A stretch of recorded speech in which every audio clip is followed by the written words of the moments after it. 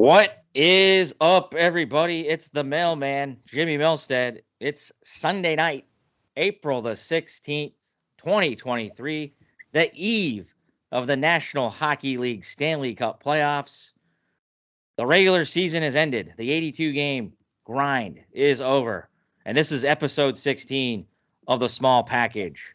It's up on YouTube and on the podcast. I'm the Mailman, Jimmy Milstead. And joining me tonight for the NHL Stanley Cup Playoff Roundtable podcast, happy to be joined by my Canadian buddy from Surrey, BC, Kevin Stork, and from the state of hockey in beautiful Minnesota, the Colonel Nick Reedy. What is up, guys? How are you guys doing? Kevin Stork, you first. I'm doing really good, buddy.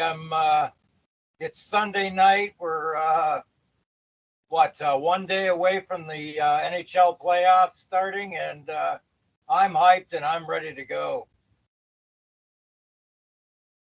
Yes, your Leafs are in the dance. Nick Reedy, how are you doing, sir? The Wild are in the dance. Not only are the Wild in the dance, but we get retribution from the city that took our team in 1993. Don't think we forgot. Go Wild. I am totally interested in the storylines for that one as well. The Leafs, as we know, they've been set in stone, Stork, for a long time. They knew who their opponent was, just like last year. Tampa Bay Lightning, last Stanley Cup won for you guys, 1967. I know you're tired of being reminded of it. How you feeling this year, buddy? You know what? I'm feeling pretty confident, but the Leafs filled some holes that they were lacking over the last few seasons. They got some grit. They got some sandpaper in their lineup. They got some veteran guys that know how to win. And, of course, the younger players on the Leafs are a little bit older now. They've got a little bit more experience behind them. They know what to expect in Tampa Bay. And I think the Leafs are going to do very well this year, but they're going to get out of the first round.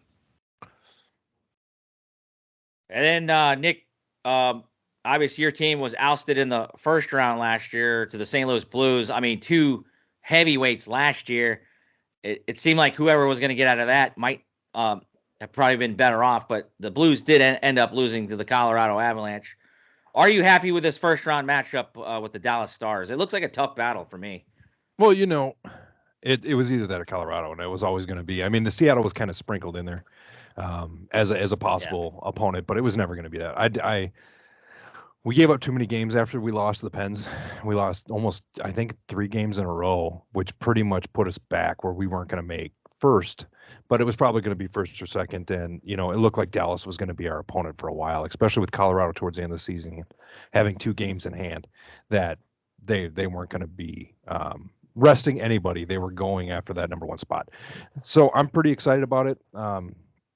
You know, Ryan Suter was one of our cornerstones for 10 years almost, and between him and Parise last year, when they contracts got bought out in order to make some room for some young players, he decided to go to Dallas, and that's going to be quite the storyline since Suter's family still lives here. He's still a Minnesota kid, and he will be, and has said as much. You know, going back to the early 90s, especially in 1991 when we made it all the way to the Stanley Cup playoffs, and you know, the immortal Lou Nanne, one of his only regrets was that we never pulled that off, because he thinks if we would have, probably would still be the Stars of the North. But you know, everything has to come full circle. The Wild, you know, coming back on, and you know, being this energetic in this state with the new stadium. I mean, it's sad, but it's a wonderful time. Let's go and knock those Stars off their little pedestal. All right. As far as me, unfortunately, it is an end of a 8-year streak. Washington Capitals are not in the dance, so unfortunately, I'll be just enjoying the hockey, boys. I'll be rooting you guys on, enjoying hopefully more ups than downs. We'll see how it goes for Minnesota and Toronto. It's pretty fun out here where I'm at in the Pacific Northwest. Me being growing up a Washington Capitals fan back east, that might be not happening this year, obviously. But we have the Seattle Kraken out here. Kind of a secondary route for me. Historic first playoff appearance for this franchise, who obviously started last year. And they get the defending champion Colorado Avalanche. We're not going to start with this series yet, but your take on from an outside perspective as far as the Seattle Kraken. I know our mutual buddy Tim Kelly spent some money. He was gracious enough to bring me onto his podcast, Courts and Fields, earlier. We talked about that. He's pretty geeked up. This area is very geeked up for the sport of hockey. And I can't wait to see how it goes. They get the Colorado Avalanche, though. They start that on the road. Your initial reaction, Stork, of what the Seattle Kraken have been able to do in just 1 year's time here, 1 year later. They got to be absolutely proud of themselves to not only make the playoffs. It's not even like they just squeaked into a playoff spot. I mean, they had a firm grip on the playoffs for the last month or so, as far as I'm concerned. This is a team that's not even supposed to be there yet, and here they are.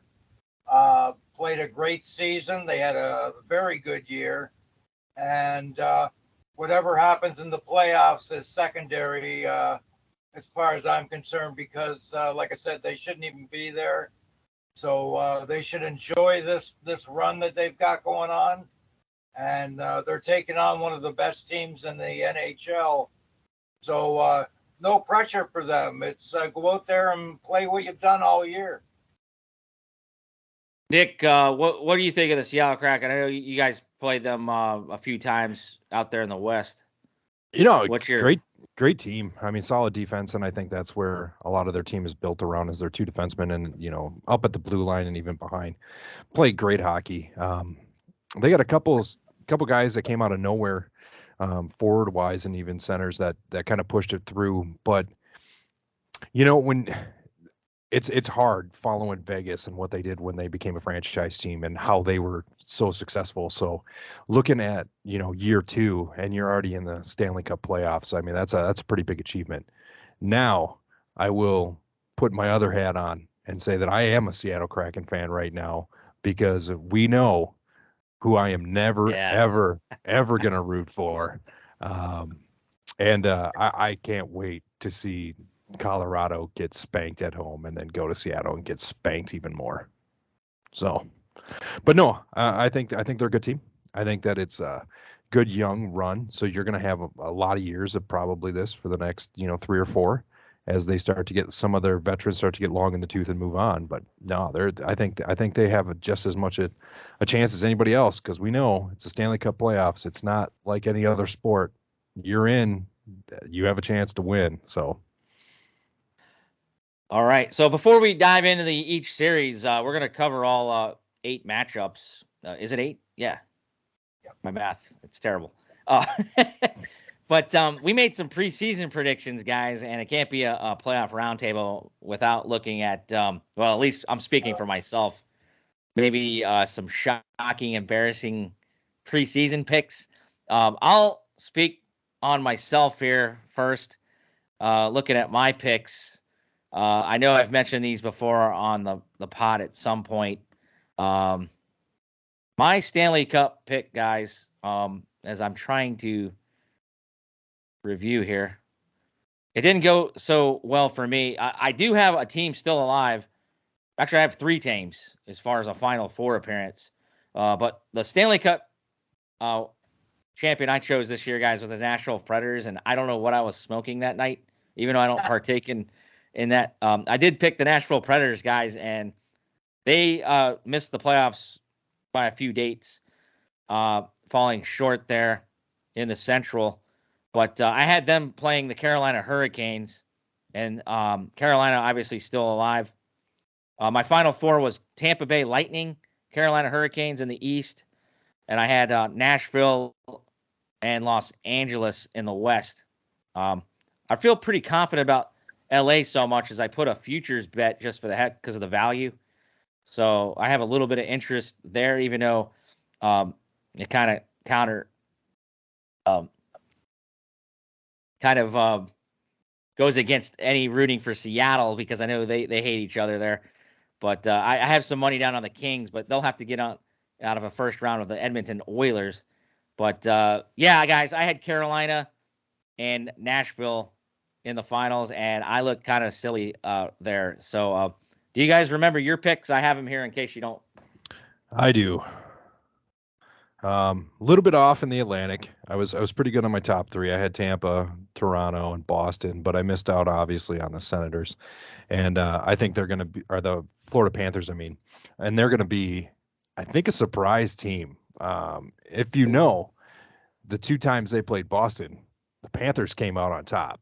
So out of the 12 losses, 2 of those came from the team they're now playing in the first round. So that's pretty surprising.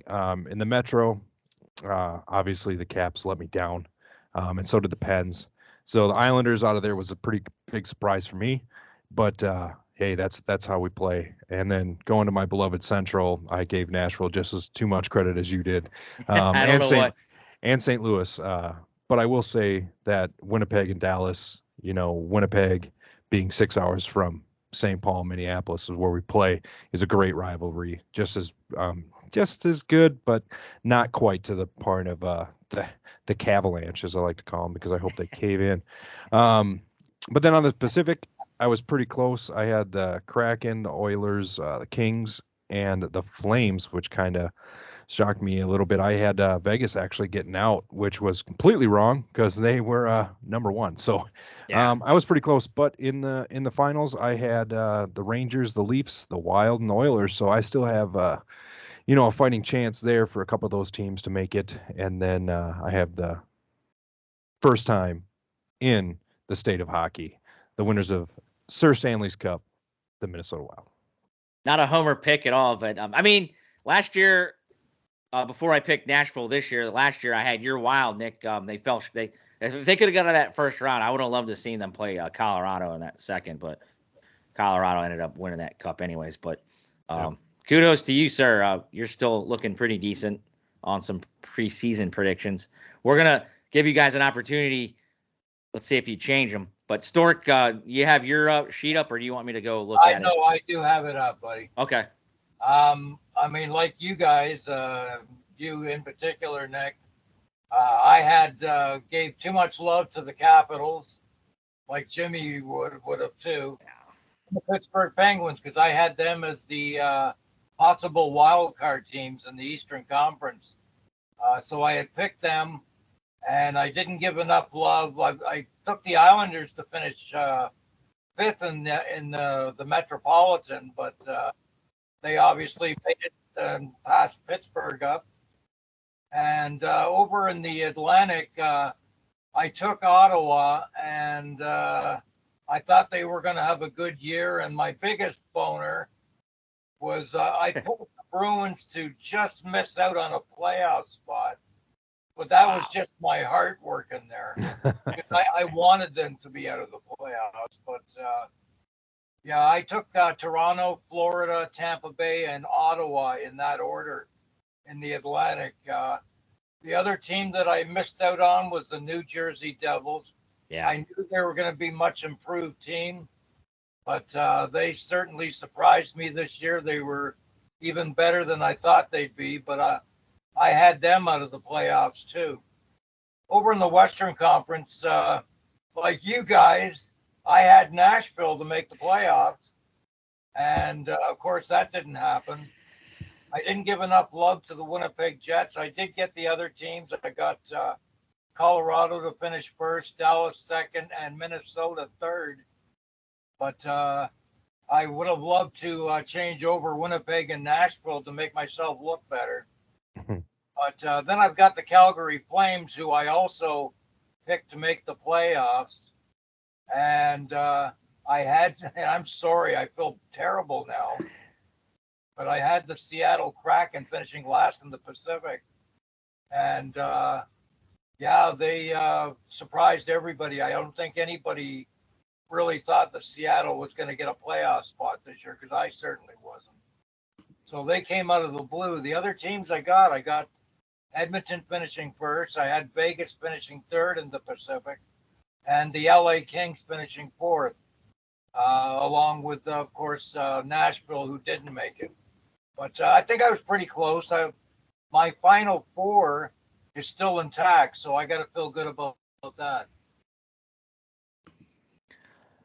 Yeah, Stork, I didn't really list all my playoff teams, but I think my biggest snafu is what was Jimmy the Mailman thinking about the Columbus Blue Jackets? I had them making the playoffs. I like Johnny Hockey, and, they actually finished second, not first, in the Connor Bedard sweepstakes as far as percentage. The Ducks, they did a masterful job tanking, guys. They have the highest percentage here when it comes to Connor Bedard for the number one pick. One of those teams. I mean, I'm just as much as interested in that as I am the Stanley Cup winner this year. But I think that's probably my biggest embarrassment, guys, because I had New Jersey on the outside. I'm still not confident on New York Islanders. I'll talk more about that when we talk about their series.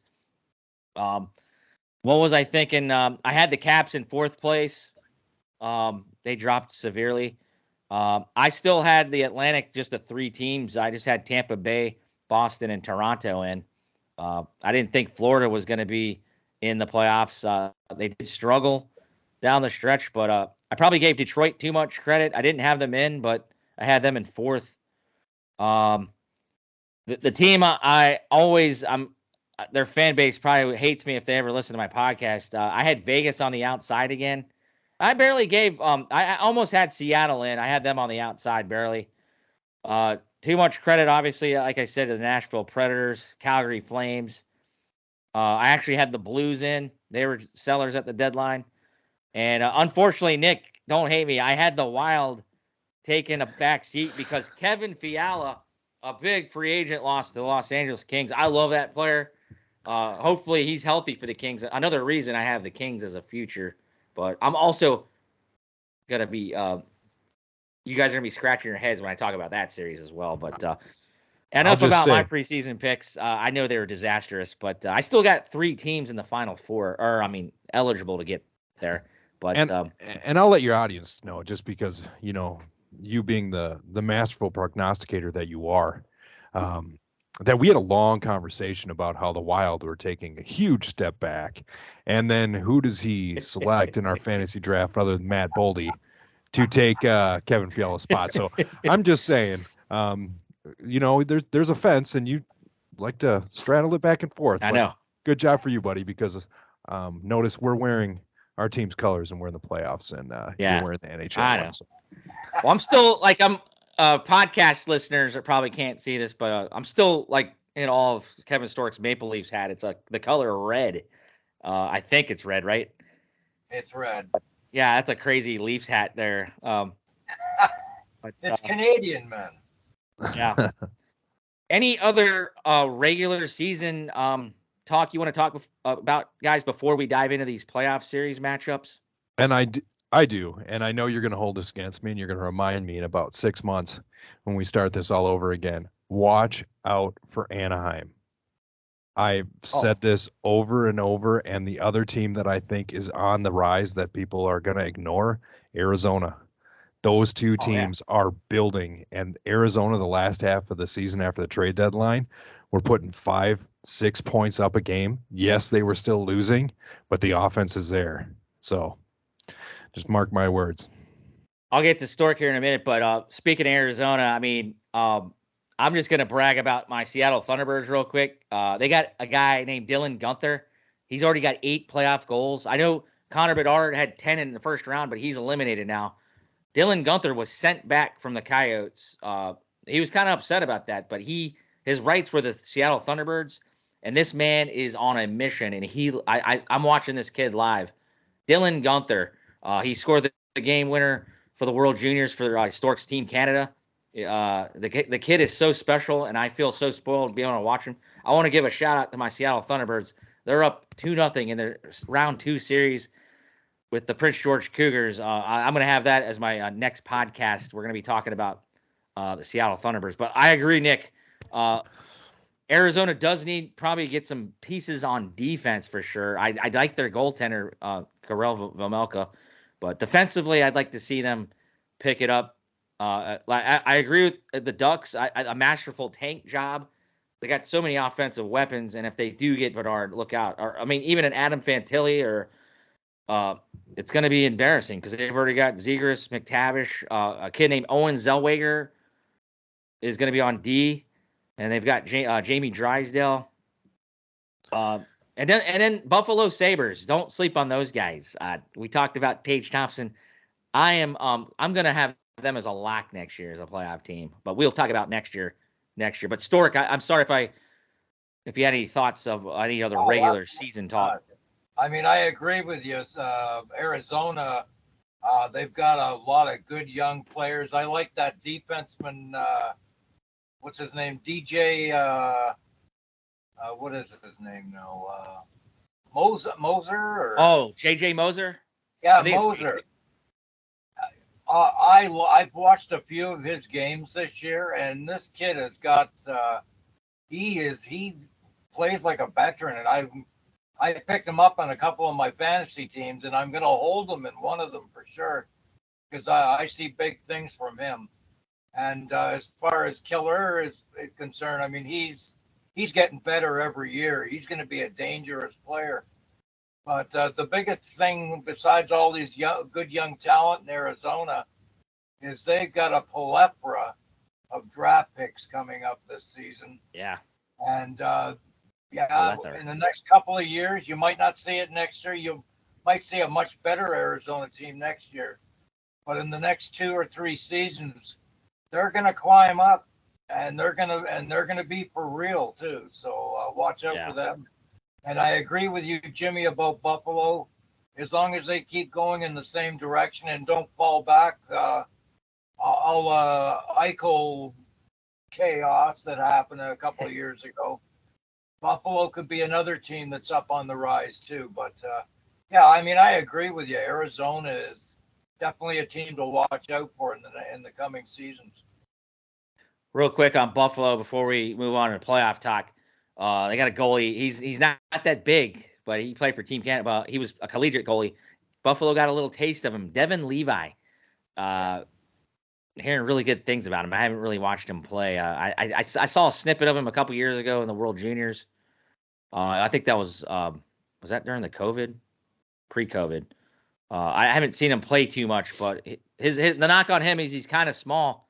But everything I've heard and seen as far as play, that guy's dynamite, and he's already joining a young team that look out, Buffalo Sabres. They're through a long playoff drought.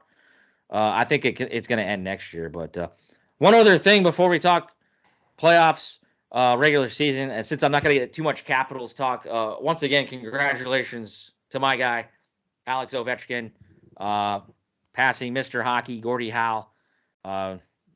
I feel embarrassed right now. What did he finish with? 822 goals, or he's at 822? Yeah. I have my goal counter in the other room. There's been so many numbers thrown at me. The Caps are kind of in a rebuild, retool on the fly mode. We don't know what's going on too much. Coach Labby mutually parted ways the other day. And so this team's got a lot of questions here in the offseason. And I'll also tip my cap as a Penguin hater, but Sidney Crosby, 16, him Malkin, Letang, and some other, or I think it was basically them guys, 16 years, was it, straight playoff appearances? It comes to an end. Can't say I'm sad, but, I do, after all these years, respect Crosby on a tall level. It kind of went the wayside when we finally could beat him.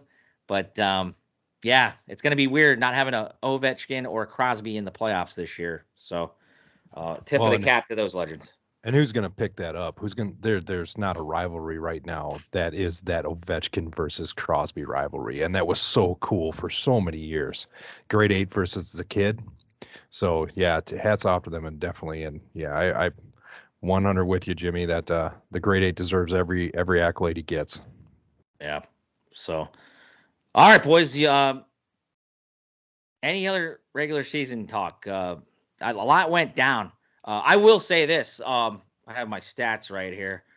What was it? We had 260 goal scorers. And Connor McDavid, he finally won a Rocket. 64 goals, correct? Yep. My goodness. Also, David Pastrnak with the Boston Bruins, he reached 60. I'm just in awe of how many 100-point scorers we had this year. Was it 11, Stork? Yes, 11. Yeah. I had those Should have been those 12. guys here. Yeah, I mean, here's a guy that I don't think got enough run this year was a Ryan Nugent-Hopkins. This guy ended up a former number 1 pick, but 103 points. The Edmonton Oilers have 3 100-point scorers, guys. And let me just give him right now the accolades. Connor McDavid, 151 points, the most points since Super Mario, and most points in the free agent era. It's ridiculous what this guy's been doing. Obviously going to be the shoe-in for the Hart. Leon Draisaitl is the runner-up on the same team, 124 points. Then you had Nikita Kucherov, 111 points. David Pastrnak had 111 points. Yep. The kid in Florida, Matt Tkachuk, like you said, Nick, watch out, Boston. Maybe he can turn this, will the Florida Panthers over the Boston Bruins. He ended up with 108 points. Where was Jonathan Huberdeau this year? 100-point guy last year. 53. Didn't even sniff that in Calgary, right, Stork? No. 53 points, I believe. Nate McKinnon ended up with 107 points. Seattle Kraken will have to deal with him. Jason Robertson, 106 points. Look out, Nick. Robo. That's going to be a great matchup. I can't wait for your series. Like we said, Ryan Nugent-Hopkins, 103 points. Mikko Rantanen, Stork should know this from his fantasy team, 102 points. He was a 50-goal scorer. And what about, for the first time since Brian Leach did it, Erik Karlsson on D gets 100 points. So, guys, thoughts on those guys? Karlsson's a real deal. I'm a big Brent Burns fan from back when he played for Minnesota and then moved up to San Jose. And he was a phenomenal offensive defenseman and could play incredible defense. This Karlsson kid, he is the real deal. And I'll just say this to you, Jimmy, before we get in the matchups too. Why don't you go ahead and look and see how many goals Robertson has against the Wild? I'm going to guess it's very, very, very, very low. Okay, I don't. I actually didn't watch any Wild versus Stars games this year, but I'm obviously going to be taken in that series. Yeah, RD shuts him down, and that's not who we lost from. But we did lose, but it doesn't matter. So, guys, I think it's apropos, if I'm using that word correctly. I think we should start off talking about the team that had the best record during the regular season and an all-time record set. They beat the Boston Bruins, or the Montreal Canadiens of 1976, right, Kevin? Ended up with 135 standings points this year. Just a ridiculous. They got the number 1 seed in the East at 65 wins, 12 losses, and 5 overtime losses. Just ridiculous. 54 row wins there. Boston Bruins, they're taking on the number 8 seed Florida Panthers because the Islanders ended up passing them. Florida ended up being 42, 32, and 8, 92 standing points, but they ended up beating out Pittsburgh and those other bubble teams to get in, and their reward will be the Boston Bruins. Who wants to start talking about this series? We got a guy that over my shoulder here doesn't get enough run as well, the captain for the Panthers, Sasha Barkov. They made their first playoff appearance, or got their first series win last year over my Capitals since a long time ago. So they're starting to get some more experience. They had a little bit of changeover, like we said. They didn't win the President's Trophy this year. Matt Tkachuk has kind of bolstered this team's, toughness. That's what they lacked last year, I thought. Even in a series wins against the Capitals. I think the Capitals were way more grittier than them. Goaltending, they got a kid named Lyon. He surpassed Bobrovsky. But do you guys think this is enough? We'll go to Stork first because I know his love for pasta and the Boston Bruins so much. What do you think, Stork? Well, I mean, as we know, Florida had a bit of an off year this year compared to what they did last year. But I'll tell you what, Kachuk is really taking that team on its back, and he's really leading them. And he's got a lot of good players around him, like Barkov and Montador on Montour on defense. He's a heck of a defenseman, and he's always in the play. Whenever you watch him, his name comes up a lot. The only thing I'm concerned about is, of course, Lyon, who played well for them, but they do have Bobrovsky to back him up if it becomes too much of a challenge for him in a playoff game, because that's a lot different. If anybody can shake up Boston, though, it could be Florida, especially if Kachuk goes in there with the horns on his head, because this guy he likes to win, and he will do whatever it takes to win. And I think I still think that Boston's probably going to win the series in 7 games. I think it's going to go the whole 7 games myself. Wow. Florida might have a chance to take them, but it's going to be a long series. And a lot of people are saying, oh, Boston's just going to wipe them out in 5-6 games. I'm not so sure if that's going to happen. I think this is going to be a long, hard-hitting, grueling 7-game series. Real quick before we go to Nick, this game starts off tomorrow. Florida at Boston, 7:30 p.m. Eastern. ESPN in the States and good old CBC up there with you, Storky. So that'll kick it off along with the New York Islanders at Carolina. That's a 7 o'clock start. So actually that one kicks it off. That's on ESPN2.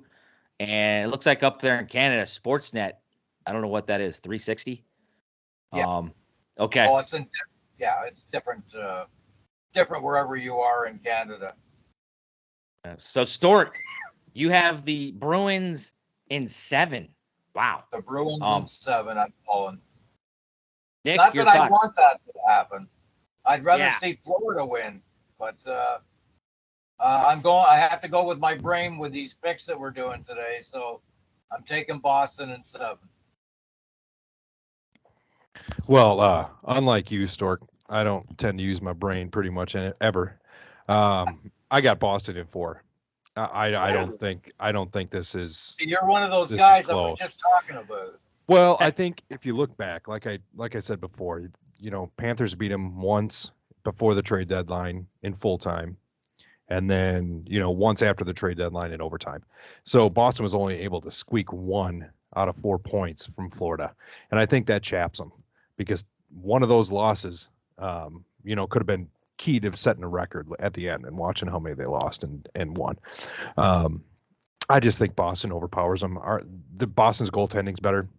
Their forwards are better. I just don't see Florida outside of Kachuk actually giving them some room, but I don't see Boston losing at all. I don't see them losing at home, and I don't see them losing those 2 games in Florida either.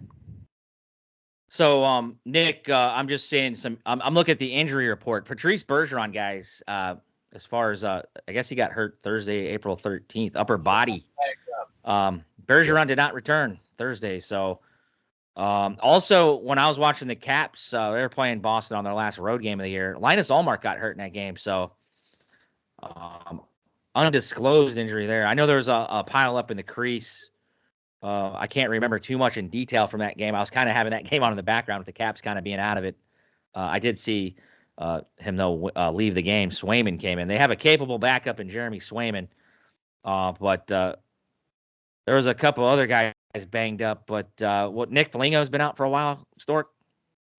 Yeah. So that's probably the only way I see Florida winning this series if Boston gets too banged up. I just can't go against guys. Pasta. I love Brad Marchand, even though he's not been playing the best hockey lately. But his whole team's been carrying. I love. Cheers, Nick. But I I hated seeing Orloff leave the Caps. Garnet Hathaway, they're such a gritty team, guys. If Allmark is back, I mean, what a year this guy's had. Definitely Vezina Trophy winner. I can't see anybody else taking that. He'll be I know back. I'm leaving out probably a countless number of players here. Guys on the blue line, Hampus Lindholm, Charlie McAvoy. They're just it's an embarrassment of riches on this team. I do see Florida winning one game in Florida. I took the Boston Bruins in 5. I know Keith, don't call me Walt to Chuck. He fired up his boys' team, calling them kind of soft. They're late in the season. They kind of played good ever since. From what I've seen, they played the Caps, I believe. They played them twice. They played them one time. They look pretty good against them. The one game I saw, they're probably gonna steal one game, and but other than that, I think Boston's gonna have no problem with Florida Panthers. I got them in 5, so I don't know. So we're We'll all see. taking Boston that round. Yeah, we're all taking Boston. Nick, pick me a matchup in the East that you want to talk about. Let's go with, we'll save the Maple Leafs and the Lightning for last. Let's go with the Rangers and the Devils. Rangers, Devils, the Hudson River rivalry, correct? Brings me a lot of memories, Stork. 1994, that was the year I graduated high school. Famous Stefan Matteau goal against Marty Brodeur in the Garden. And, they've had other rivalries as well. Mark Messier guarantee willing his club to come back against the Devils that year. Just incredible memories as a kid. Even though I hated both these teams, I am excited for this matchup. You got Shesterkin, Igor. I still think he's not the best goalie in my opinion in the league, but he's one of those top 5 goalies in the league.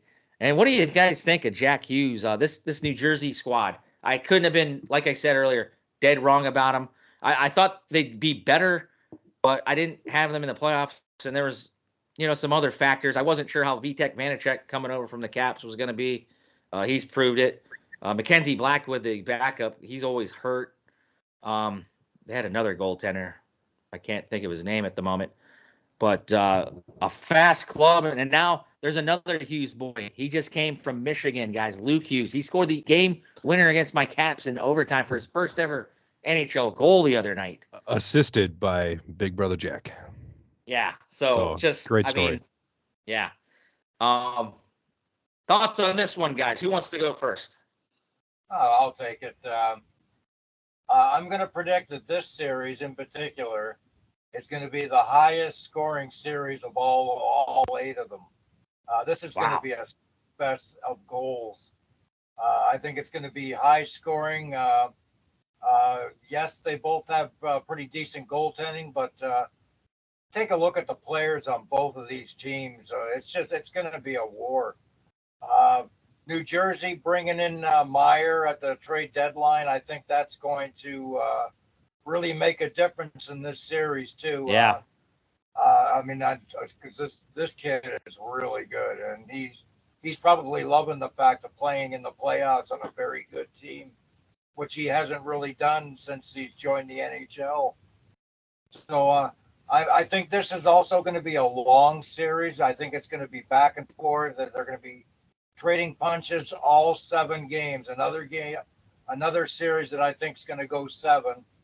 And I'm going to take New Jersey just because they got a little bit more youth, and I think they're motivated, and they played well for the last couple of weeks before the season's over.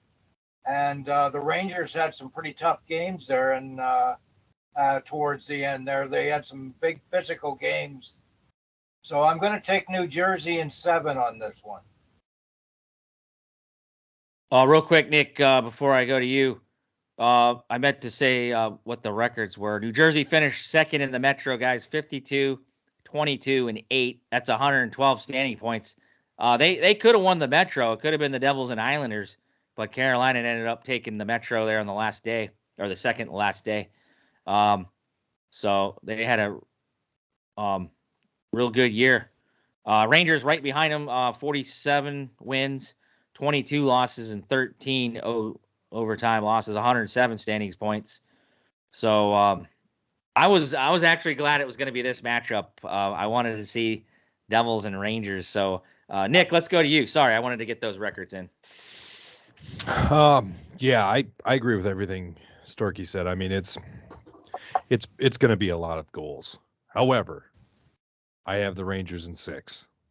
I think it's what New Jersey has in youth and speed, the Rangers got in vet status, and that, unwavering that they'll be able to stand up to that charge. So I got the Rangers in 6. Again, another Minnesota trade at the trade deadline was the big rig Jordan Greenway to the Rangers, and I think that's what they needed, was someone with a little bit of push. I thought you went to Buffalo. Oh, it was Buffalo. Never mind. Yeah. Yeah, never mind. But they could use them. Yeah, they could definitely use them. I didn't want them to get any better, buddy. Well, they do have another guy that plays just like Greenway, and that's Goodrow.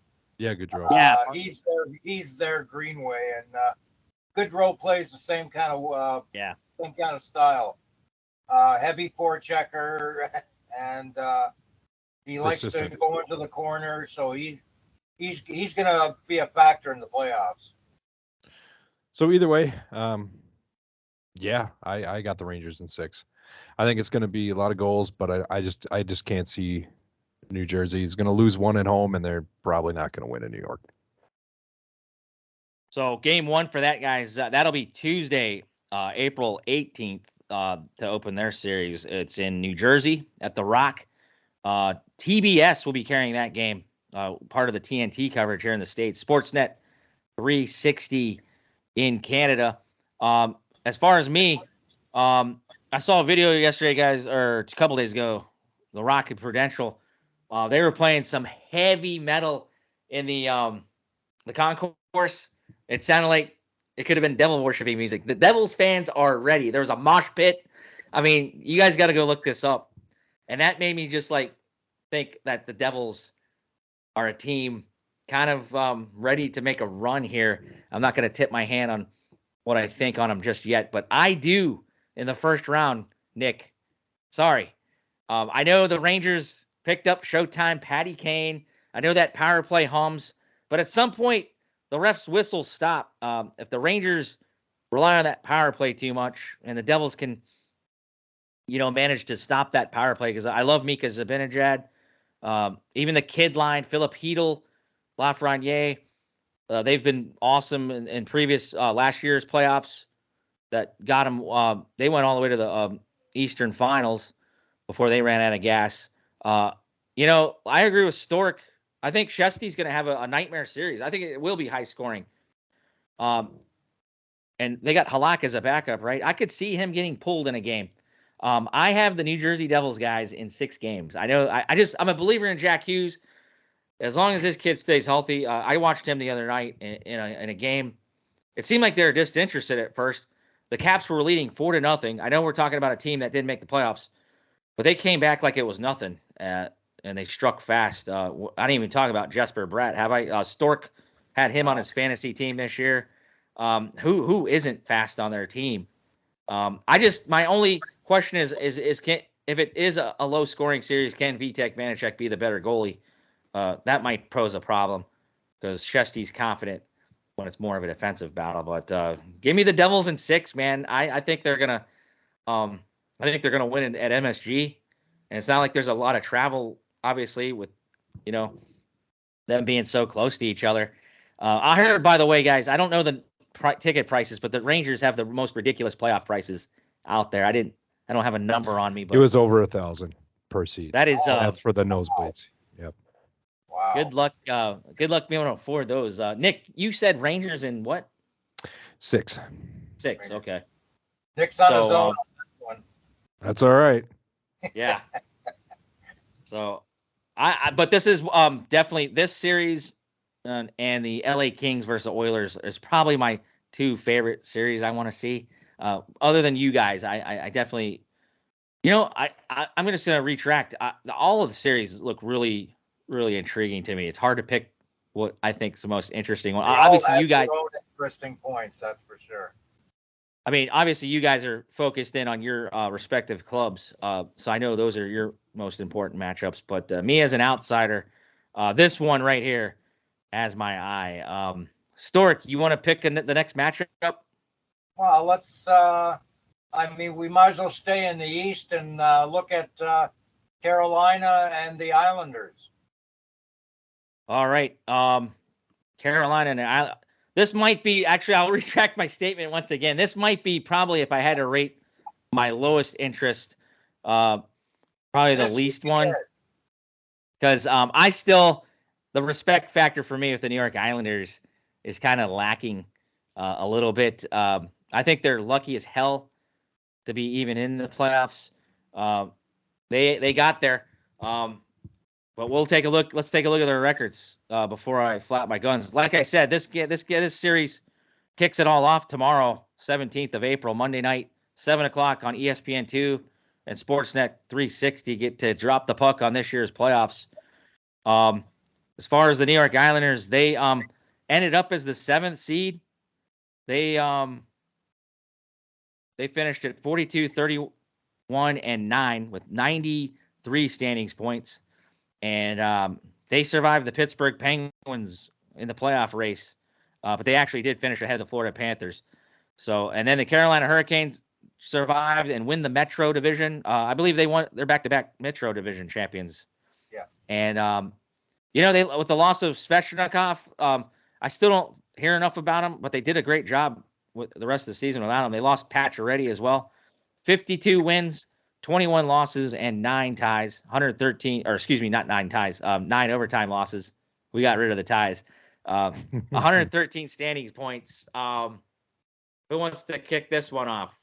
It starts in Carolina. I'll take this one. Carolina in 4. I think this one's not even close, and it breaks my heart to go against one of my all-time favorite hockey players that I've, have a little bit of a hometown root for with Zach Parise, but yeah, I never want to go against Zachary, but you're right. They barely made it in the playoffs, and they actually only made it because the Penguins couldn't win, and it was on the Penguins to lose it for them to get in. So yeah, I think Carolina sweeps. They're just so good. And again, they're kind of like one of those Boston teams where I think that Carolina's record was a little bit flawed. They could have been just as good, if not better, than Boston too. So I'm going with Carolina. Like I said, it's going to be a sweep. Sorry, Zach. Storky. I pretty much agree with you on that, except I don't think it's going to be a sweep. But, here's a team who lost Svechnikov, who was a key factor for the Carolina Hurricane. But this team has so much depth, and they're so well coached, and they're so disciplined that it's going to be real hard for any team to match up against them if they're playing their game.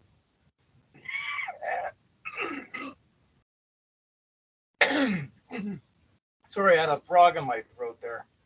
Panthers are just not going to match up well against Carolina in this series. I think it's going to be quick.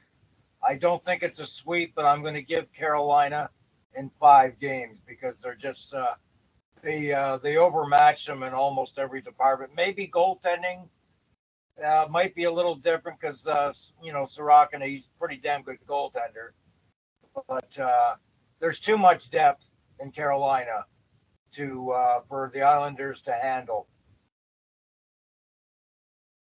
Yeah, Stork, I'm totally in agreement with you, buddy. I said the Carolina Hurricanes in 5, as I jot that down for you and me.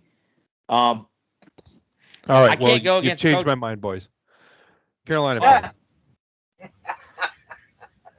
Can you said that, a sweep? Jimmy? Okay. It doesn't matter. He has Carolina anyways. I think the Islanders are going to win 1 game. Maybe in New York. Yeah. Game 3. They'll Yeah, make it look interesting, and then Carolina will blow them out in Game 4, and it'll be over. Yeah, it's interesting, Stork, you brought up the Sorokin issue. I think it's a tremendous asset for him back there in the crease, and he could be a game changer. I just can't go against Rod the Bod as a coach. His kid just won a national title with Quinnipiac, a swig of beer to the college champs there. No, I'm we're sorry. not going to talk about that. We're not going to talk I'm about it. sorry. Nope. We are not going to talk about it. The only good thing that came out of that game was the Wild signed Brock Faber, who will be a starting defenseman during the playoffs, but we're not. Yeah. No. Yeah, 10 seconds. 10 seconds, no more. I think he's used it up. Yeah, but anyways, he's feeling. And now it's I think it's Coach Rod Brind'Amour's time in the spotlight after that. I mean, he's feeling a rush, I bet, from his kid. Carolina, just those two big major injuries I'm seeing. Stork, Pacioretty obviously out there here, and so is Svechnikov. But other than that, they're pretty healthy. Isles side, Sorokin though, you know, I could see him. I just don't think it's enough for him to steal a series.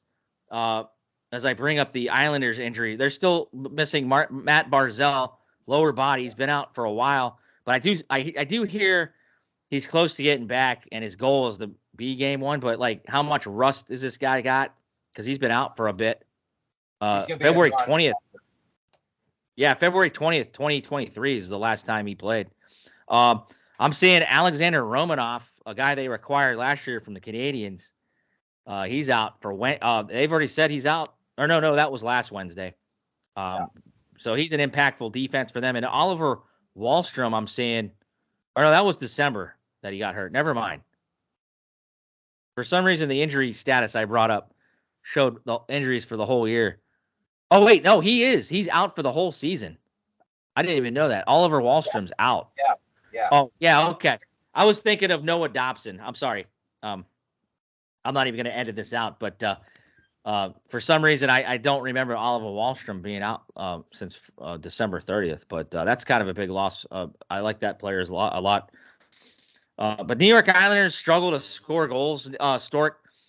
I just don't see them being able to score. Freddie Anderson, I would assume, is the starter, correct? Or is it Prochekov? Well, it could be both of them, really. Yeah, I don't even know who the. I see both of them in every game. I don't even think it matters. That Carolina home crowd, I've been there. I've been to that stadium. It's loud as hell. It is the first ever. Relentless. Carolina's forecheck is relentless. Yes. Hello, Moto. That's the commissioner calling right now. Call. Stork, the trade deadline is over, guys. It's over. It's Don Cherry. It's Don Cherry. Hold on a second. Yeah, okay. He wants to get his pick in and say how nuts we are, but this is the first playoff season they're playing the New York Islanders barn. All those years they're in that dump of a stadium there on Long Island. But they got the UBS arena. I don't know what UBS is. Do you guys? I don't know. It doesn't matter, but we'll see how that atmosphere compares to the Coliseum, but Long Island Coliseum. But I like. So we're all in agreement. Carolina in 5. Is that what it is, or Nick, you sticking to the guns with your sweep? No, I think you guys. Yeah, I do. Stork made a pretty good point. You know, as counter weighs the pros and cons and use the intellectual fortitude and prognostication of the North. Never works. The wind is going to blow well out of the West. Yeah, I'm going with 5. I just, you're right. I mean, I forget which tournament we're in. It's not like baseball, it's basketball, or some of these other sports where, you know, it's pretty easy. This is a tough game to win for, especially in a row. But yeah, I'm going to go with 5. All right. Well, that brings us to the final matchup in the East, and I guess it's the best for last in the East. Stork's got his head down. I don't know what. Are you feeling nervous already, Stork? We'll save you for last. How about? Man. What's that? I go to bed thinking about this series. I wake up thinking about this series. I stay up all day thinking about this series. I'm nuts when it comes to the playoffs, man. When the Leafs are in, I just get really anxious and really nervous. the stomach goes in knots, and half an hour before game time, I start pacing. I can't think straight. All I can see is success. That's what I want to see this year. And if you're going to let me go first, I'm going to tell you my spiel. Do you want to go first or Nick? You want to go first, Nick? I'm good with that. Let me go first, only because you're going to make me look a fool. If you had, much faith in me, Nick. If we put this series with the teams they are right now, last year, I would tell you I think the Leafs are going to win. I think Austin Matthews, the way he played last year, was absolutely incredible. I don't know what happened this year. To say that he's not a great player still would be a fallacy, but he's not what he was last year. I think that Toronto has a lot of talent, but, and there's the big but,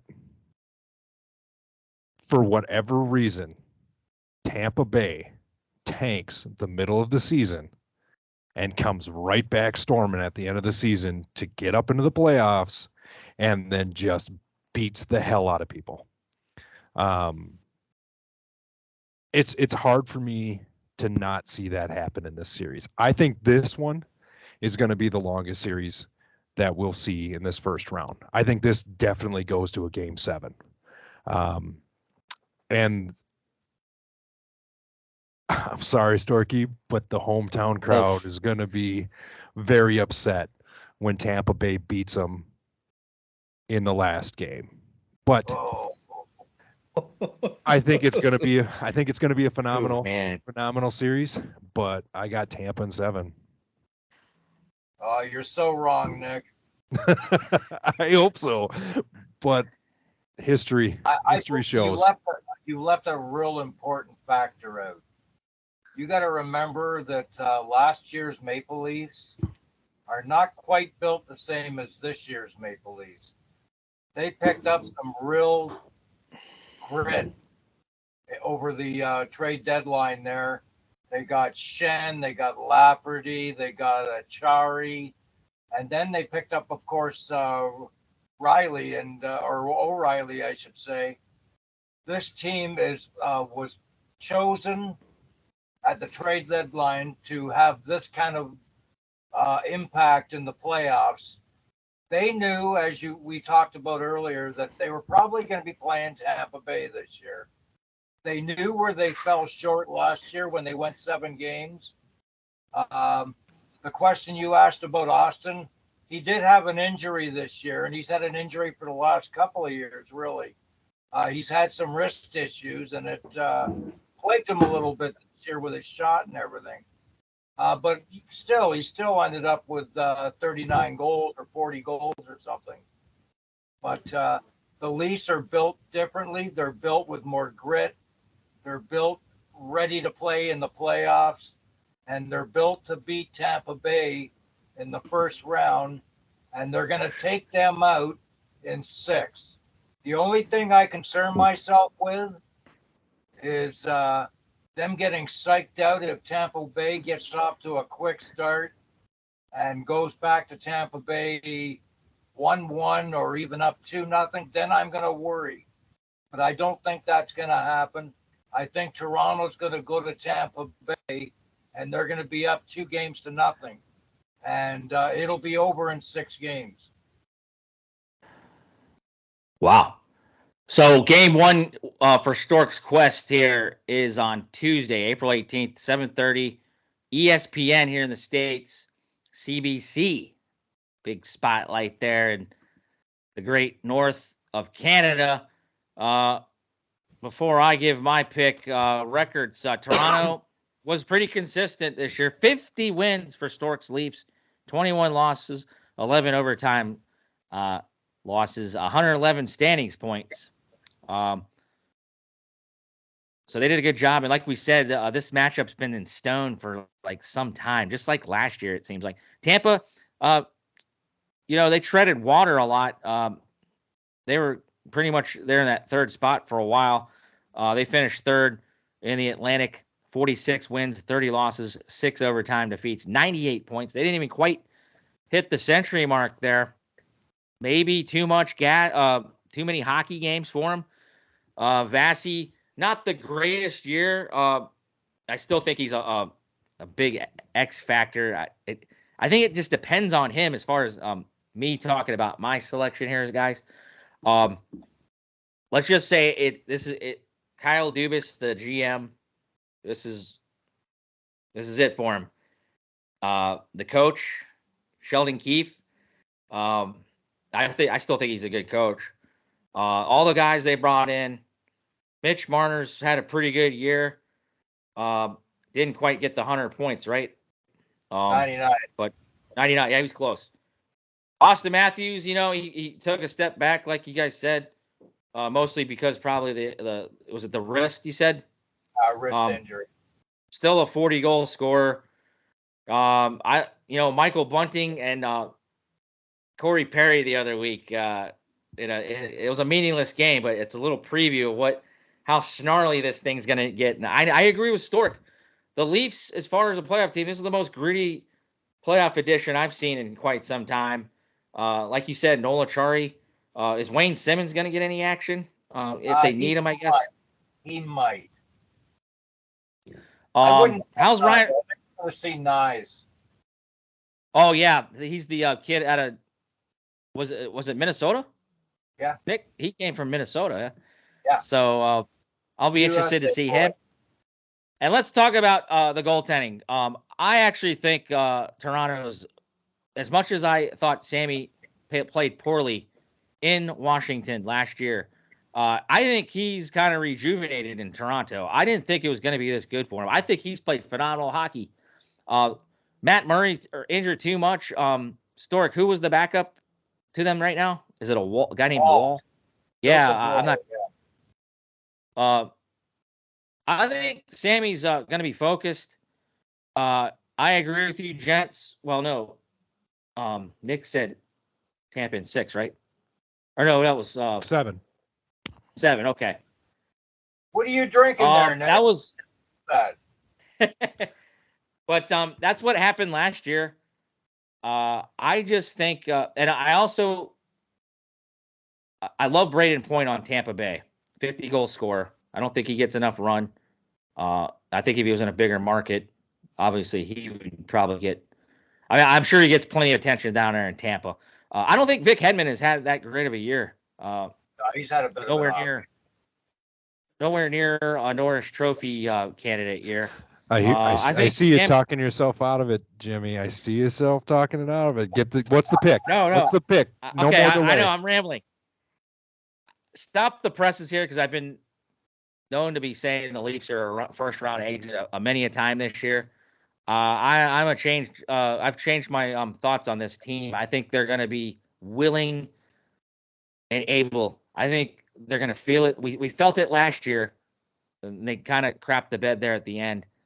But give me the Leafs in 7 this year. Storky, I am a believer. I think they're going to exercise the demons as far as the first round. First round exit or advancement since what year? 2002, 2003, 2004. Okay.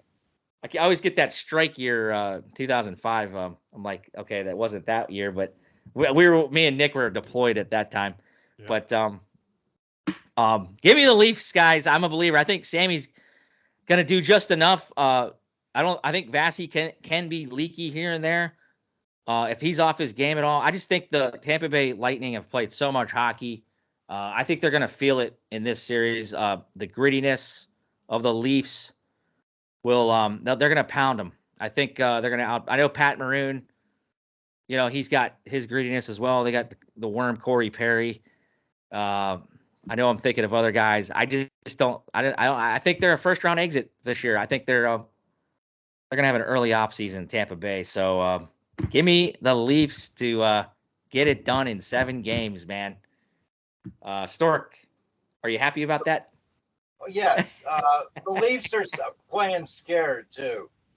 They're terrified of losing another series because they know a lot is at stake this year.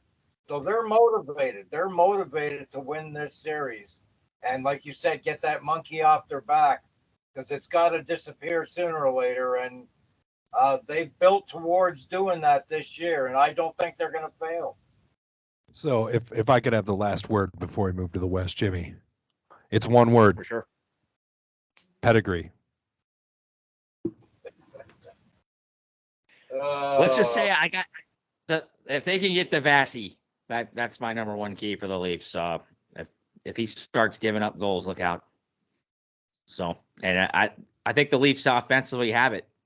So, let's see what Matthews and these boys can do. And don't forget, they got savvy vets, man. They got Luke Shen, just like Stork's been talking about. Mark Giordano. I keep forgetting he's on the Leafs, but I mean, he's a quiet guy. But he does. They get it done on D, man. I can very much see it. Let's see. Let's go, Matthews. Captain America. I got him beating Tampa right here on the small package. I said the Leafs are gonna win round one. We'll talk about the other stuff here in a bit. But Nick, you're the guy that has a team in the West. You might want to save them for last, I guess. I'm not sure. I'm giving you the floor. What matchup? I am going to let's talk about those Vegas Knights and those Winnipeg Jets. Okay. Because I am super interested in this series as a West guy. Yeah. Not because, that's going to be probably who the winner of this one. We probably won't see the rest of the playoffs as the Wild as we move forward. But these two teams are gritty.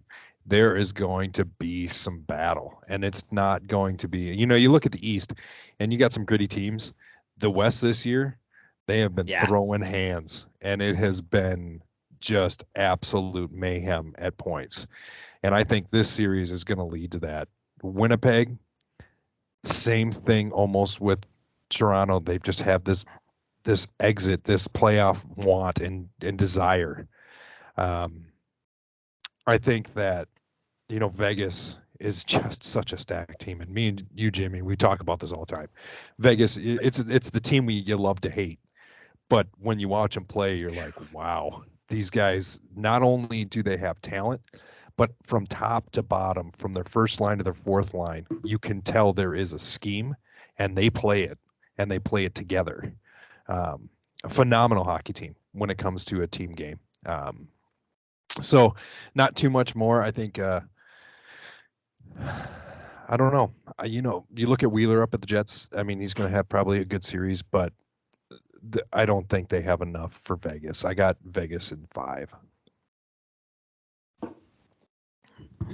Before I go to Stork, Vegas did finish number one seed in the West, 51 wins, 22 losses, 9 overtime loss, 111 standings points out there.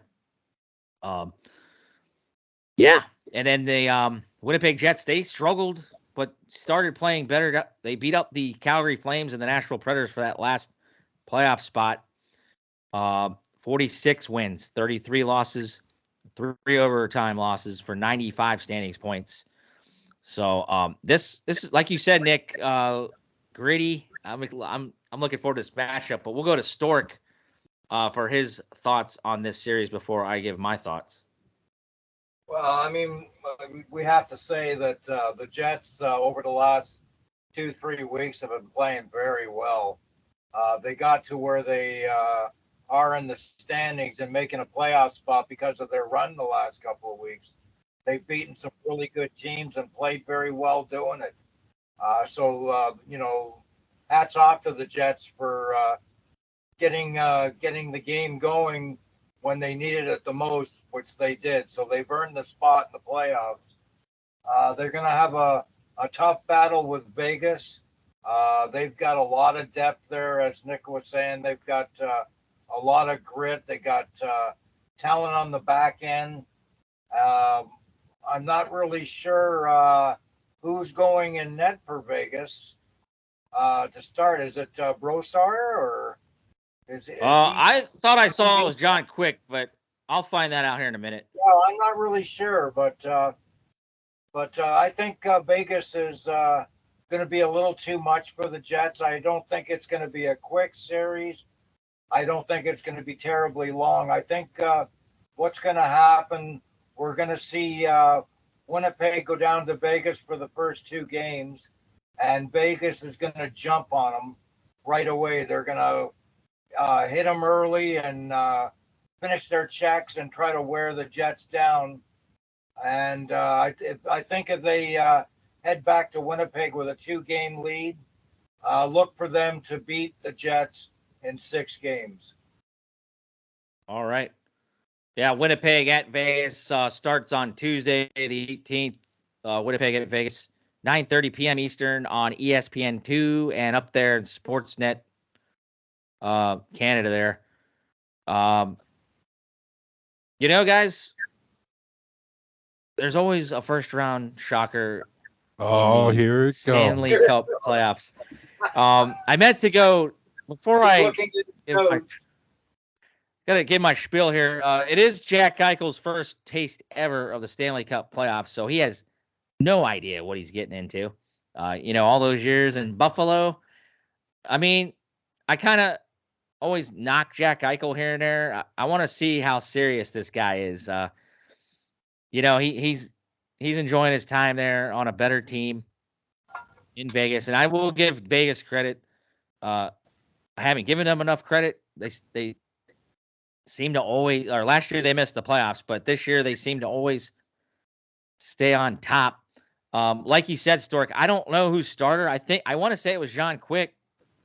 They got him from Columbus at the trade deadline once the Kings gave John Quick the notice he was not going to finish the season with him. I'm still shocked by that, by the way. I still want to see Vegas.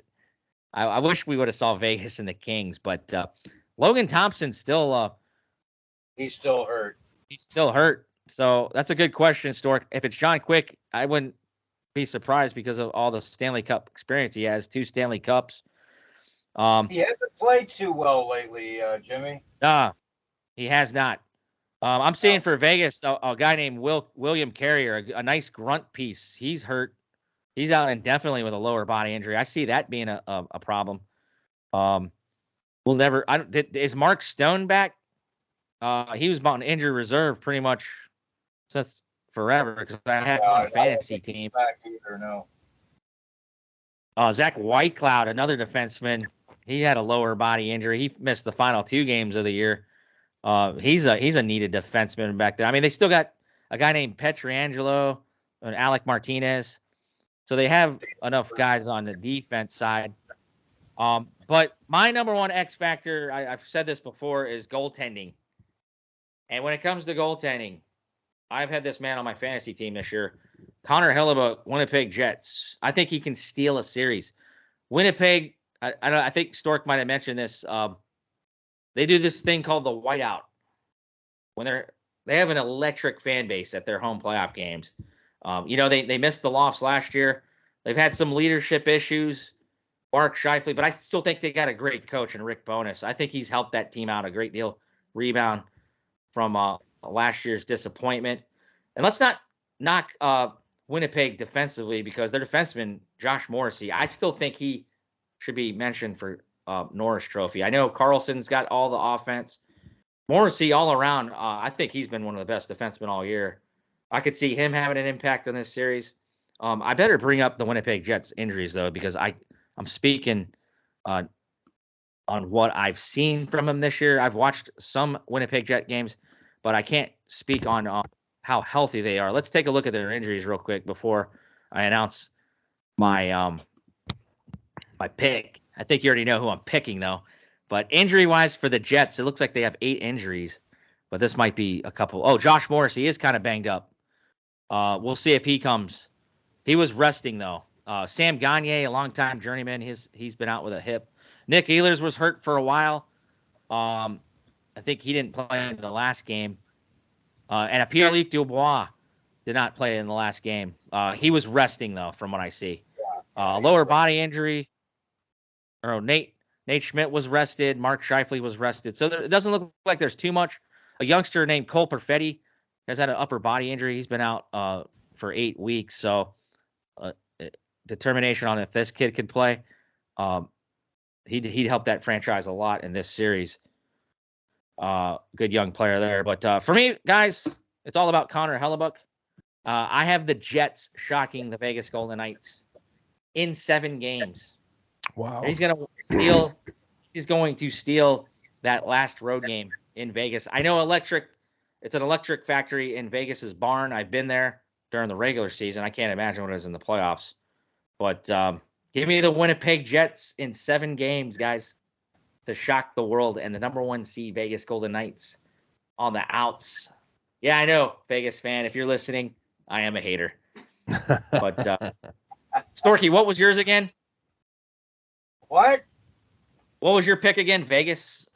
I took Vegas in 6, did I not? 6, okay. And Nick had Vegas in 5.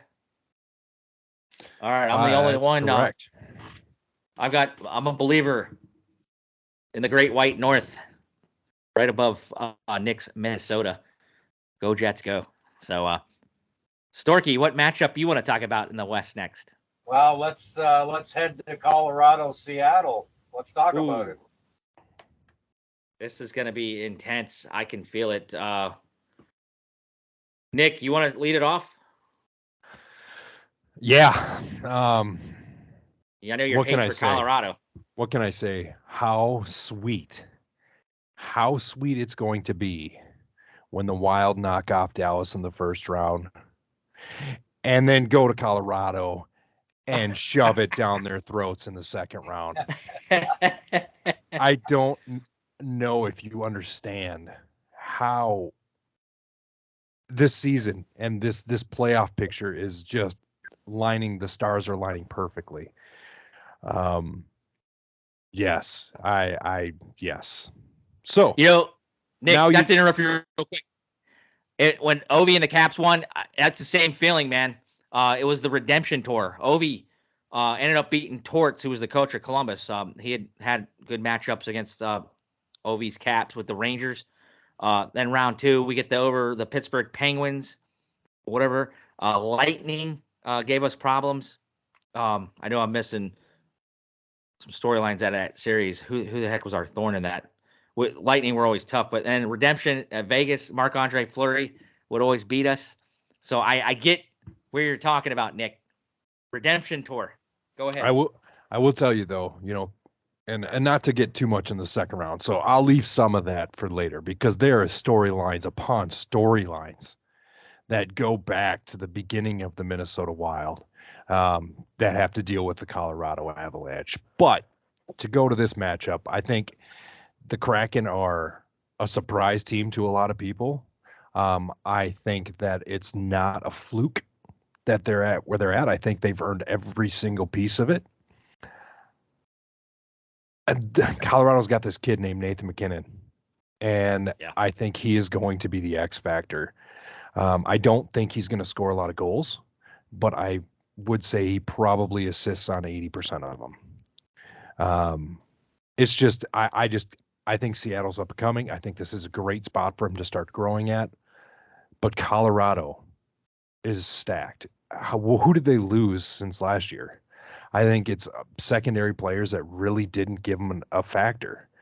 I mean, they're still the defending champs, and we got to give them that respect. And as much as it kills me, because I would love to see Seattle just swamp them almost as much as I would love to see them face my Wild and just get spanked.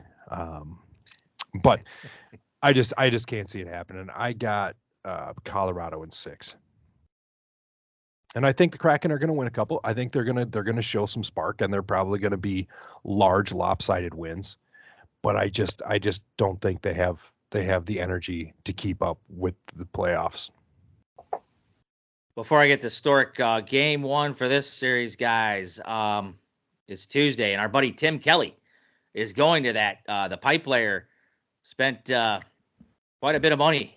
Tickets are going pretty expensive. We talked about MSG. Timmy dropped a couple of dimes. It's going to be an electric factory. I talked about Vegas. It's a great environment in Climate Pledge Arena, guys. But that game can be seen 10 p.m. Eastern on Tuesday, ESPN, and I can't even see what this TV is for Storky there in Canada. TVAS. I don't know what that is. I don't know what that is, Stork. But This game is in Colorado for game one. Real quick, the records, Colorado ended up taking the Central, didn't they? They did. Or no, yeah. The website I'm looking at had them finishing in a tie. They must have had the tiebreaker.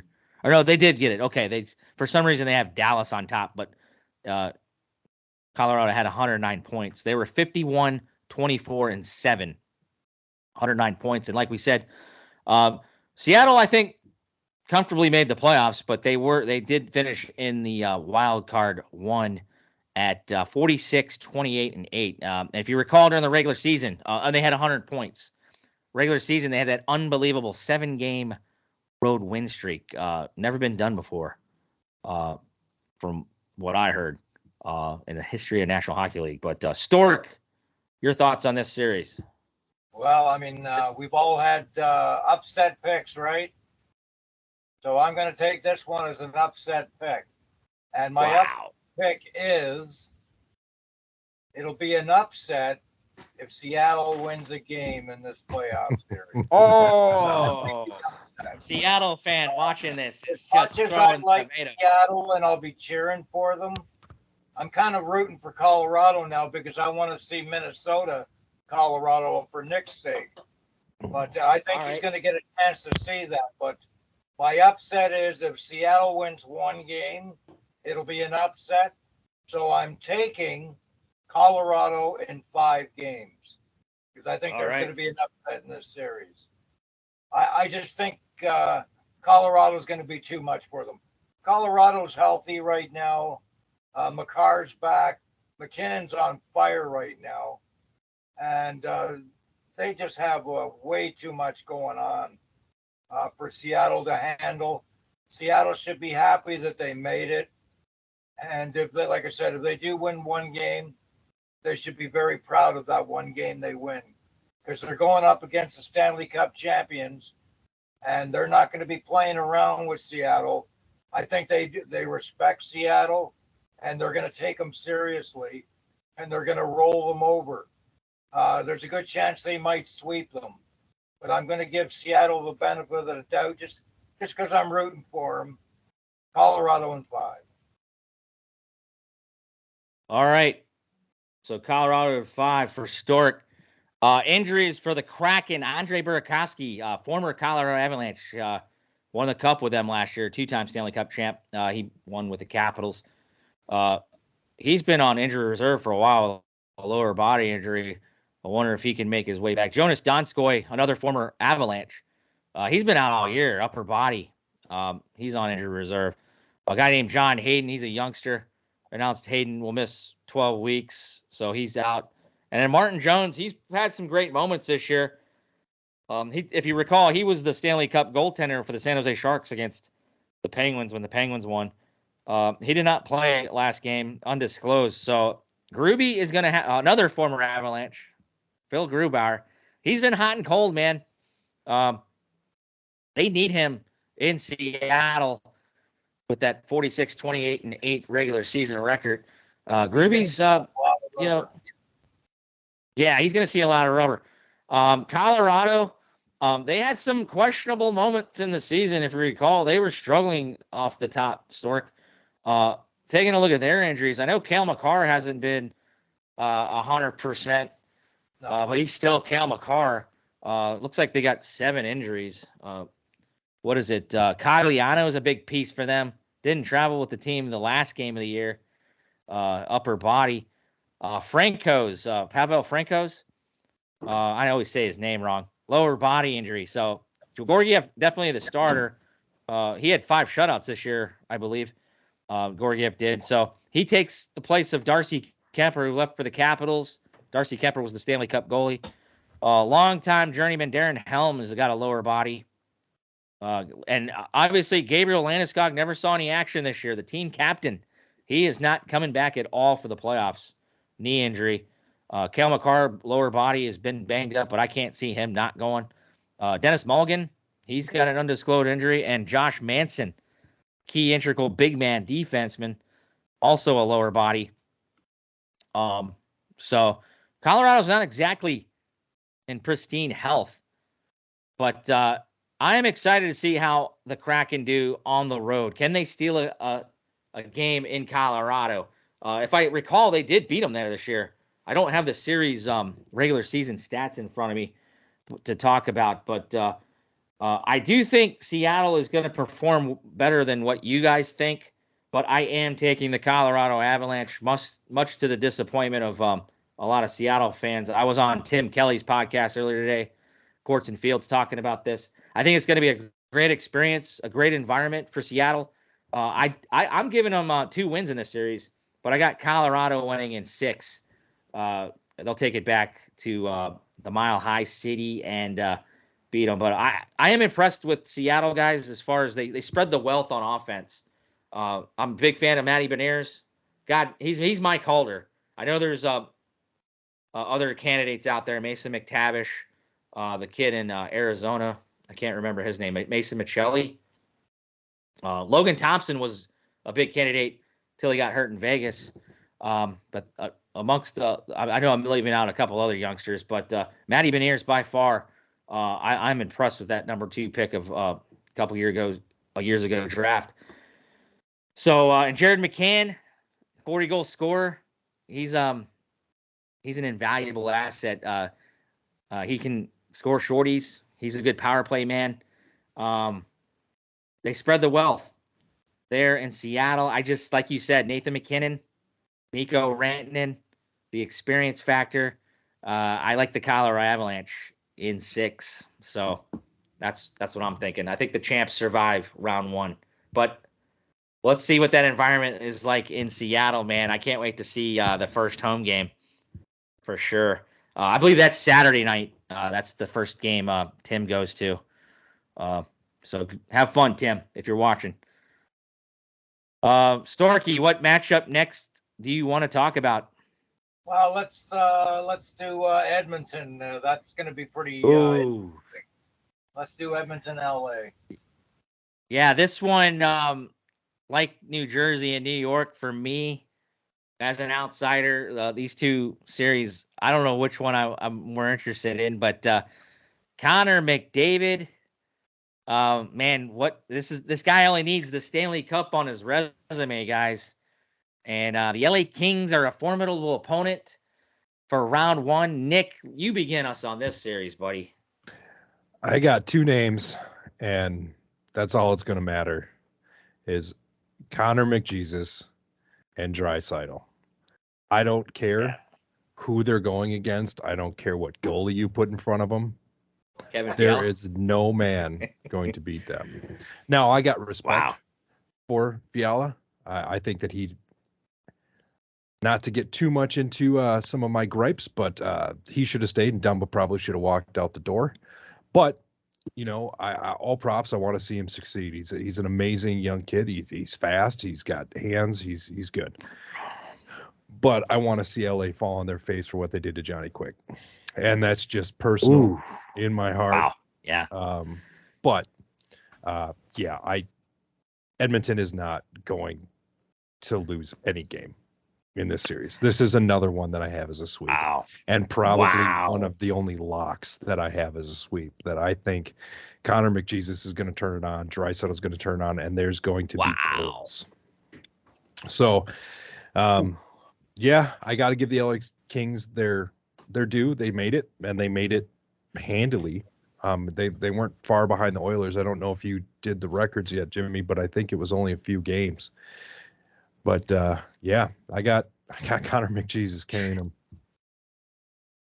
in 4. I'm embarrassed I put this futures bet in for the Kings then, if that's how it's gonna go. He's not gonna like my vote either. No, that's well, I mean, I'm sorry, buddy. Yeah, I mean, listen to mine either. But before I get to Stork, let's read the records real quick. Edmonton has finished unbelievably strong, guys. I don't have the exact record, but I saw it at the trade deadline. Ever since they picked Matthias Ekholm up from the Nashville Predators, they needed that defenseman really bad, and it's looking really good. I might be off by a game or 2, but they were like 17-2, right? Since they picked him up. Yeah, it was ridiculous. Wow. But Edmonton did finish strong. in the Pacific. They got the number 2 spot. So this series will start in Edmonton. 50 wins, 23 losses, and 9 overtime losses. 109 standings points. And then right behind them, the Kings, 47, 25, and 10 overtime losses. 104 standing points there in LA. Storky, your thoughts on this series, buddy? This game 1 is tomorrow night. So A Monday night. couple of factors here. When was the last time you seen a team with three 100-point scores? I'll look it up, but I think it's been a long time.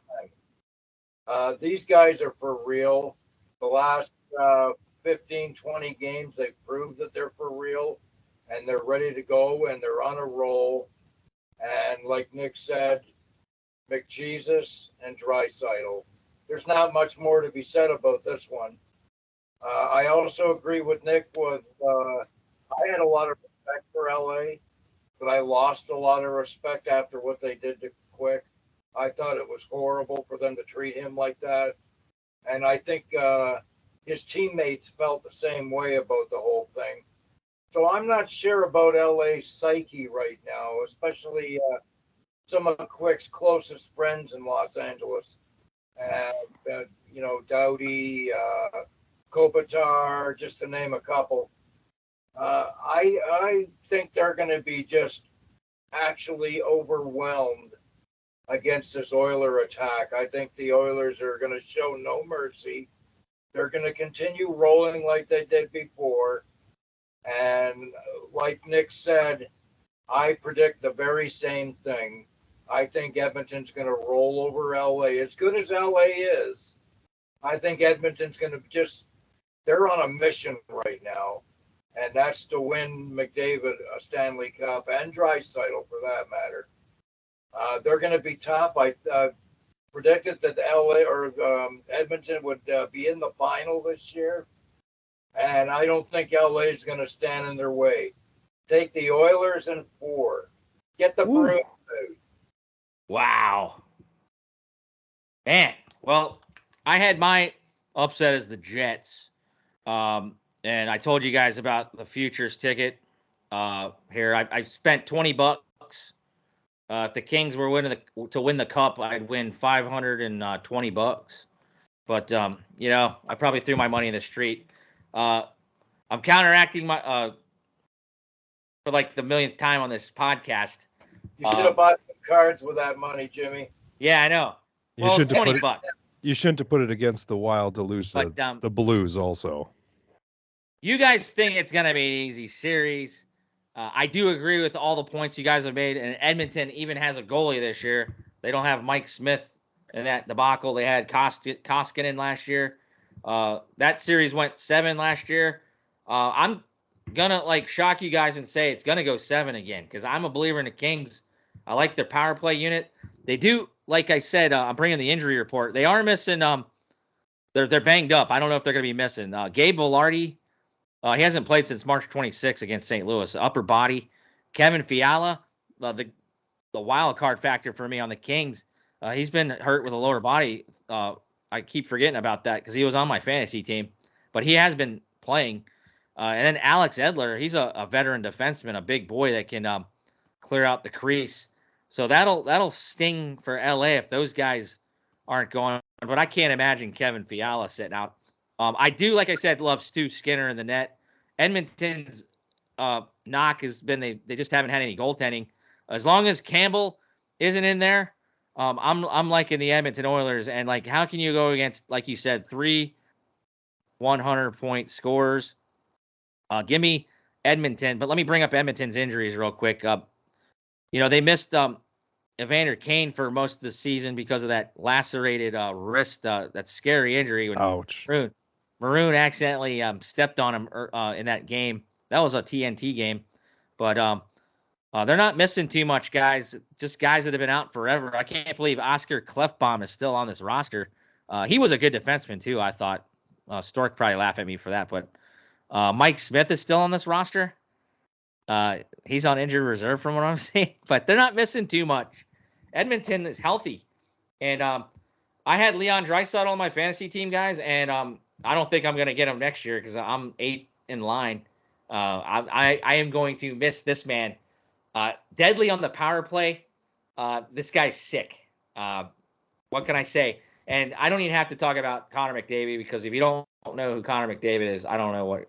And then we talked about it off the top of the show. Ryan Nugent-Hopkins, I still don't think he gets enough run. This kid, yeah, he's a number 1 draft pick. It just seems like he's getting better. And it helps to have the other offensive talent around him. But look out, Edmonton Oilers. I think they do have a test this round, though. I think the Kings challenge them a little bit. But we'll see once Edmonton survives how I think the pressure is gonna be off them once they get past the Kings. But that's my thoughts, guys. We got one more to talk about here in the first round. Any other comments on this series? It's going to be over quickly. Okay, Oilers are going to get a lot of rest. It's going to be quick and merciful. No. We're going to come back after round 2, right, guys? Oh, yeah. Or are we going to come back? Okay. We're going to talk about the Leafs beating Boston. Yeah, okay. So let's go. We saved it for best and last in the West. Is Stork talking to me? Oh, I don't. No. Oh, I'm sorry. Well, we have one more series to talk about, right? And nothing really important. Yeah, it's Nick's Minnesota Wild. That's a sweet jersey, by the way, buddy. I'm a big fan of the alternate look. They should have wore those for the playoffs just to say a giant FU to the Dallas Stars, but I like the home jersey better. It would have been absolutely phenomenal if they would have worn this and Dallas wears their neons. Oh yeah, I keep thinking they're firefighters in those neons. You know the firefighter look. Oh yeah, they are gorgeous. I do like them, but you'll never see me wear one. Yeah. I mean, I wouldn't wear one, but I like them. Yep. Well, let's take a look at how these guys finished this year. My computer's acting a little wonky. Sorry. Minnesota. Dallas. They were close to winning the Central, but the Colorado Avalanche beat them to it, right? And let's see as I bring it up. Dallas 47, 21, and 14, 108 standings points, just short of Colorado for the Central. And then Minnesota, not too far behind, Nick. You enjoyed a 46, 25, and 11 record, 103 points. How many games did you attend to this year? Did you say you were going to get season tickets, or did I miss? Yeah, I think I went to like 12 this year. I got season tickets for next year. Oh, wow. Yeah. Oh, we're in the state of hockey, baby. And I tell you, hey, this offer goes out to you and Storky. You guys come down. I'll take you to one because seeing a hockey game in the state of hockey at the Xcel Energy Center is by far an experience that you'll never forget. It's not, and it's every game is a party. Everyone is there and everyone knows hockey. There's not a fan in there that's like, what is that thing again? What does that mean again? They can see it. They know what, each type of play, whether it be a physical, whether it be a fight, and why it's important. I mean, it's unbelievable watching it here. So, yep. Yeah, it looks like I said, comparing to Vegas, it sounds loud off TV. And obviously, I mean, you guys just know how to. And as far as the United States area, I know Stork, it's rabid up in Canada. Probably the best state, obviously the state of hockey. I'm excited for you, Nick. But we'll get to you last on this one. Minnesota at Dallas. That begins tomorrow night, Nick. So we got to get you some rest here. I know you. I thank you guys for joining me so long here. But 9:30 p.m. Eastern tomorrow on ESPN2 and Sportsnet 360 in Canada. Series starts in Dallas. Stork, I'm gonna let you go first to talk about this one. I'm excited to hear. I know you want to support Nick, but hey, man, you might like the Stars for all I know. Well, I do. I like the Minnesota North Stars. Ooh. I'm an old Stars fan from way back. I actually, my cousin in the 70s played for the North Stars. Oh, awesome. And one of my clients at my work, his name is Cesar Maniego, who's also an ex-North Star. Nick's My eyes perked up. cousin, Nick, just for FYI, is Ken Broderick. That's my cousin. And he's an Awesome. ex-Bruin, ex-North Star, ex-Edmonton Oiler. And so I'm going to, for this series in particular, because they're playing Dallas, I'm going to refer to Minnesota as the North Stars. Okay? Secondly, I'm not a big Dallas fan. I like their third jersey, the neon one. But I'm not a big Dallas fan. And I don't have a lot of confidence in this team. I like Heiskanen, good defenseman. He's had a great year. Heinz is dangerous, as you know. And overall, a really good team. Minnesota, they got discipline. They have balance. They have discipline. They're well coached.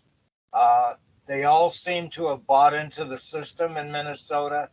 I think they should have had a better record than they did this year because I think they're a better team. I think they underachieved a little bit.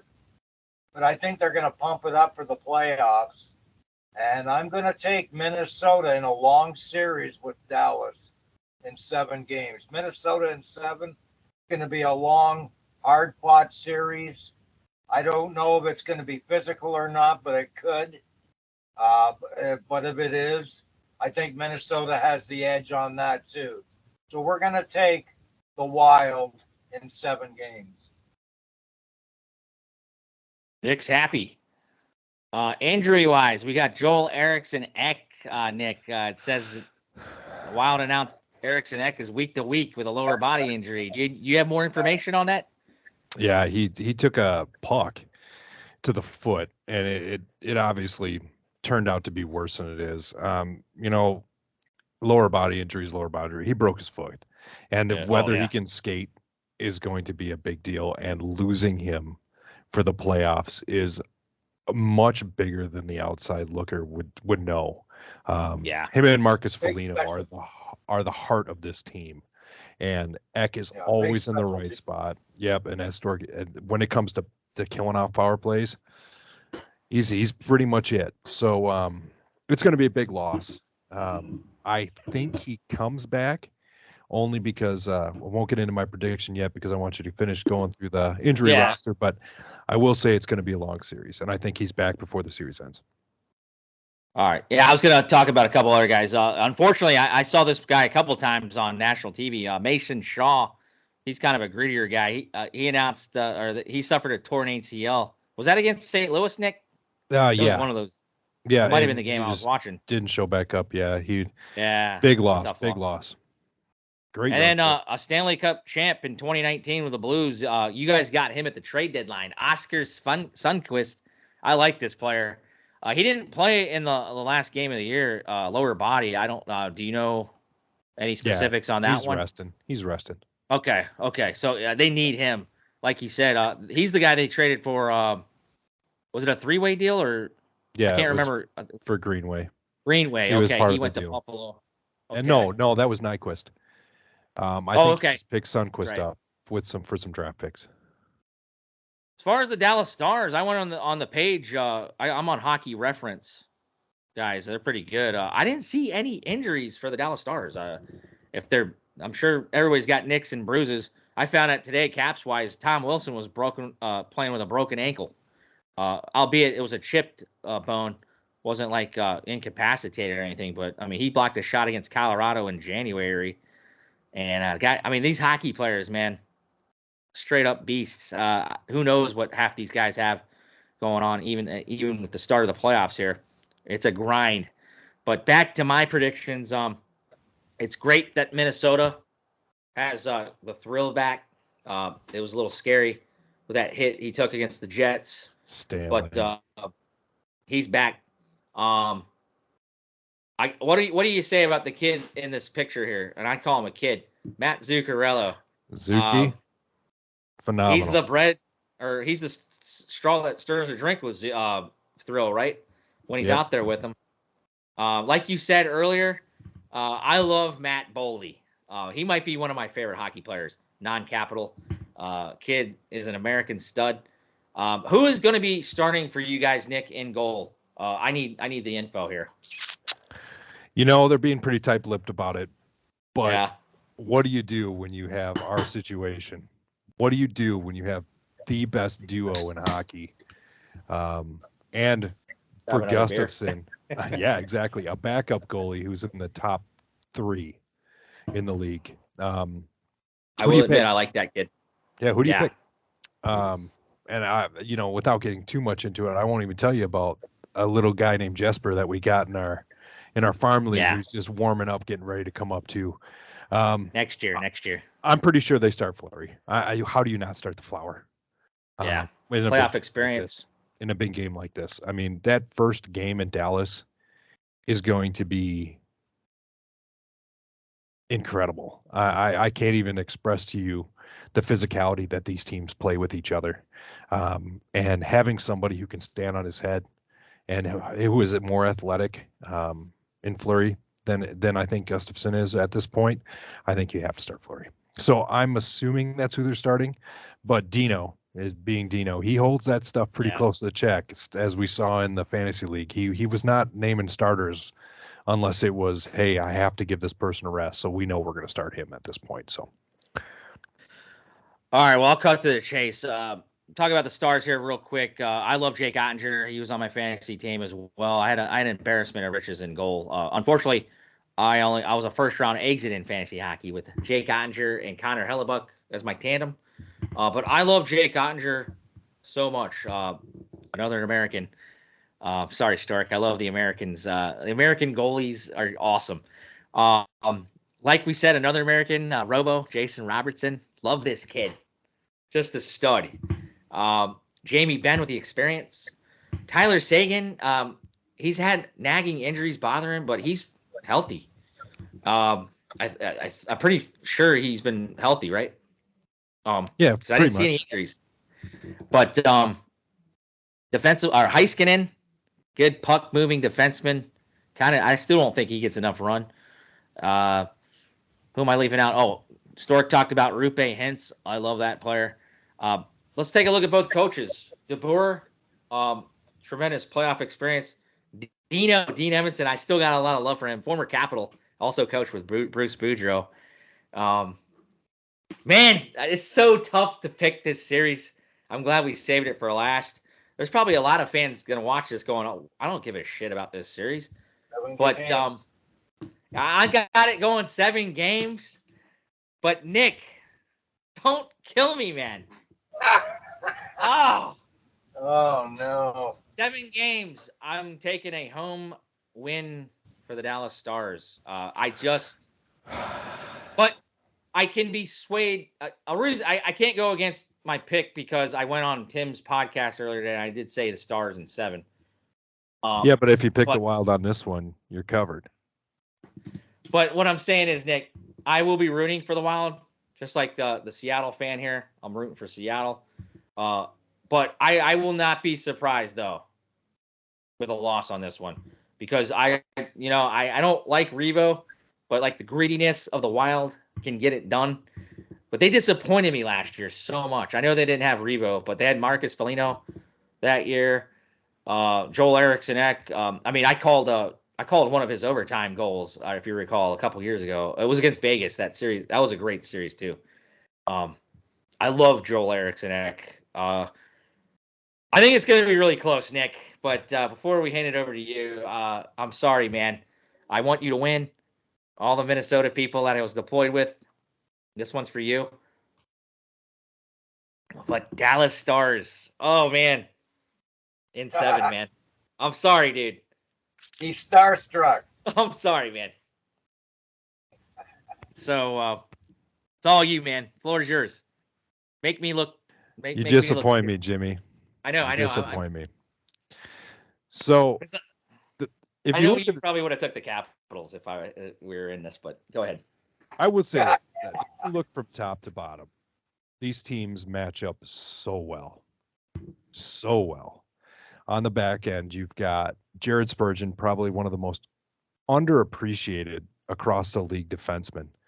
The guy, I think he ended with like a plus 42 or something ridiculous as a defenseman. And Jonas Brodin. You pick up Brock Faber, a young stud out of Minnesota, to play defense. Literally lost the NCAA championship, but the next phone call he got was from the Wild signing him to a contract. So he couldn't have been feeling too bad. So from defense to defense, I mean, Ryan Suter's down there. Obviously, one of my favorite defensemen to ever step, even before he came to Minnesota. The guy plays defense with such ease. I mean, he's just always so smooth in how he handles his business. But we have, Nyquist.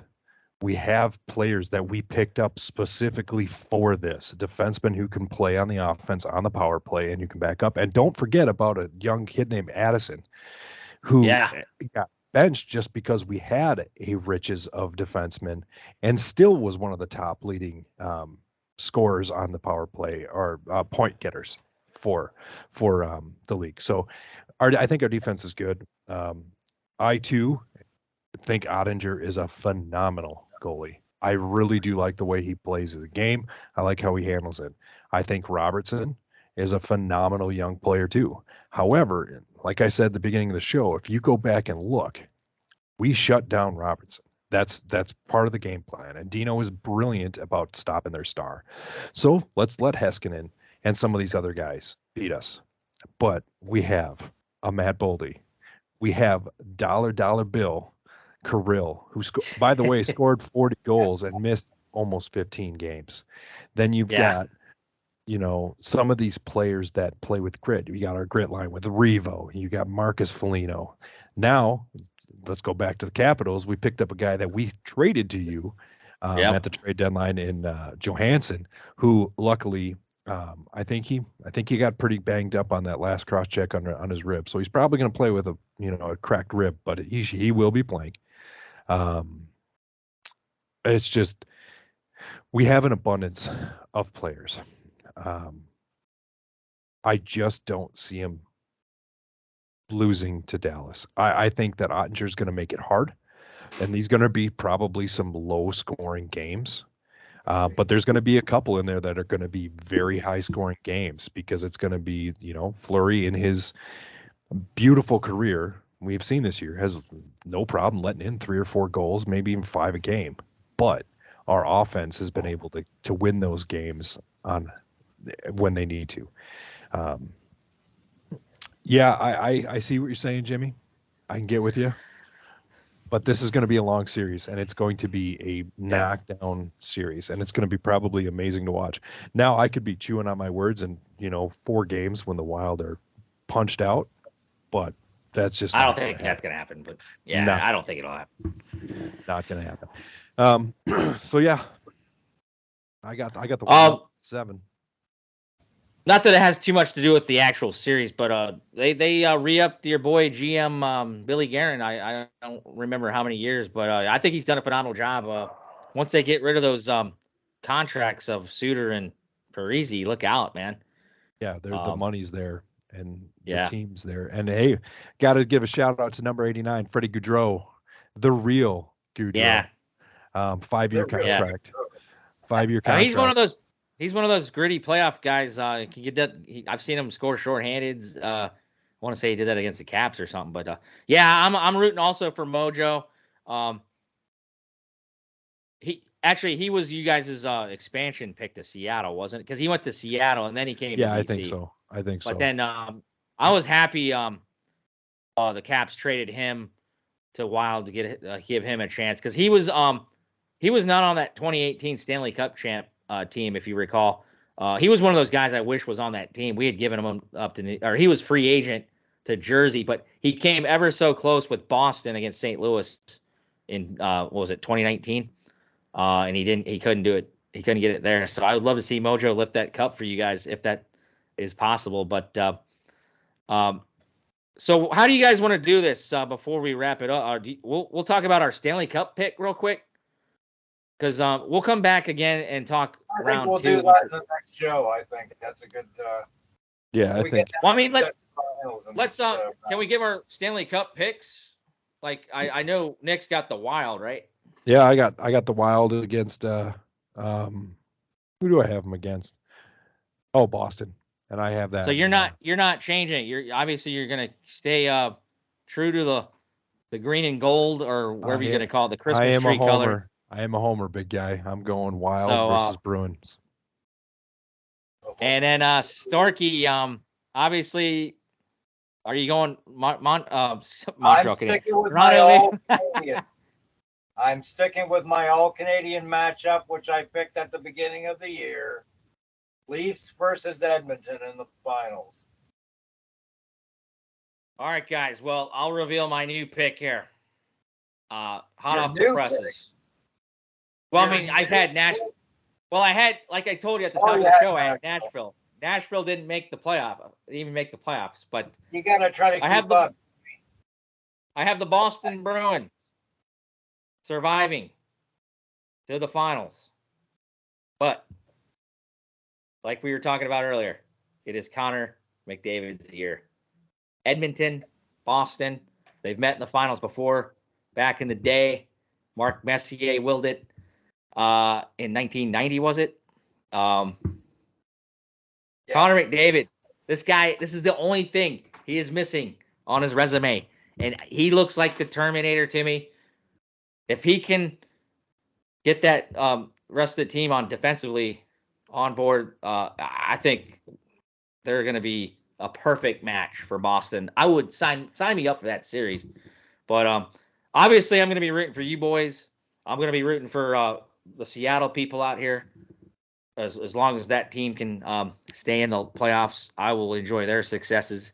But I think it is Connor McDavid's year, boys. And, man, I really appreciate you guys, all your time you've allowed to me on this Sunday night, the eve of the Stanley Cup playoffs, talking about everything playoffs, NHL Roundtable here on the Small Package episode 16. It was a great, fun show, man. Let's go around the table one more time. Stork, anything you want to talk about here before the puck drops on round one tomorrow night?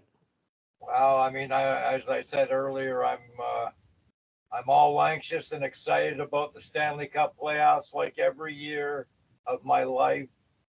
And like I also mentioned earlier, I'm looking forward to tomorrow morning going to my local Tim Hortons and picking up a box or two of Tim Hortons hockey cards. So I'll be if you get any doing that. doubles, I'll send the doubles. I've already got I got two big boxes for you that I've got saved up for you. It's your old I'm upper excited. deck one that you need. But yeah, I'm worked up for the playoffs. I can't wait till tomorrow. I can't wait to turn on the TV and watch an NHL playoff game because it gets me going and always has. And I'm going to be rooting for my Leafs on Tuesday, of course. But there is some the games that I picked for you guys tonight. I'll be rooting for those teams tomorrow. So yeah, it's playoff time, man. It comes up once a year. The hardest trophy in the world to win is starting tomorrow, and I'm pumped up for it. all right, Stork, thanks for joining us tonight. And Nick, floor is yours, buddy. We talked all about your Wild here to end the show. Anything you can think of that you missed, maybe? Jimmy. It can be anything. Yeah. For the first, thanks the Mailman for having me on. I know I'm a pretty stout, more permanent guest on most of the podcasts, but you let me ramble. I look good doing it. But so thanks, Jimmy. Yeah. For that. You always look good, buddy. You're one of you both of you guys are two of my closest group of friends here. I mean, we got a couple of coming in and out here on the Small Package. I just really appreciate you guys taking your time out of your day. I know you enjoyed doing it. We're going to be talking a lot of Stanley Cup playoff hockey here in the coming weeks. It's the hardest trophy to win in sports, and the marathon. I mean, the real season begins right now, boys. It's the survival of the fittest. That's going to conclude episode 16. I want to thank everybody for their listens and watches on YouTube. Badger Bob, the late great Badger Bob, from the Wisconsin Badgers and former Pittsburgh Penguins, Stanley Cup champion, always said it's a great day for hockey. And it's a great day for hockey. I'm Jimmy the Mailman Milstead. This has been episode 16 of the Small Package, and we will talk to you real soon again. Thanks and good night, and talk to you when we talk to you. Good night, boys. Good night, guys.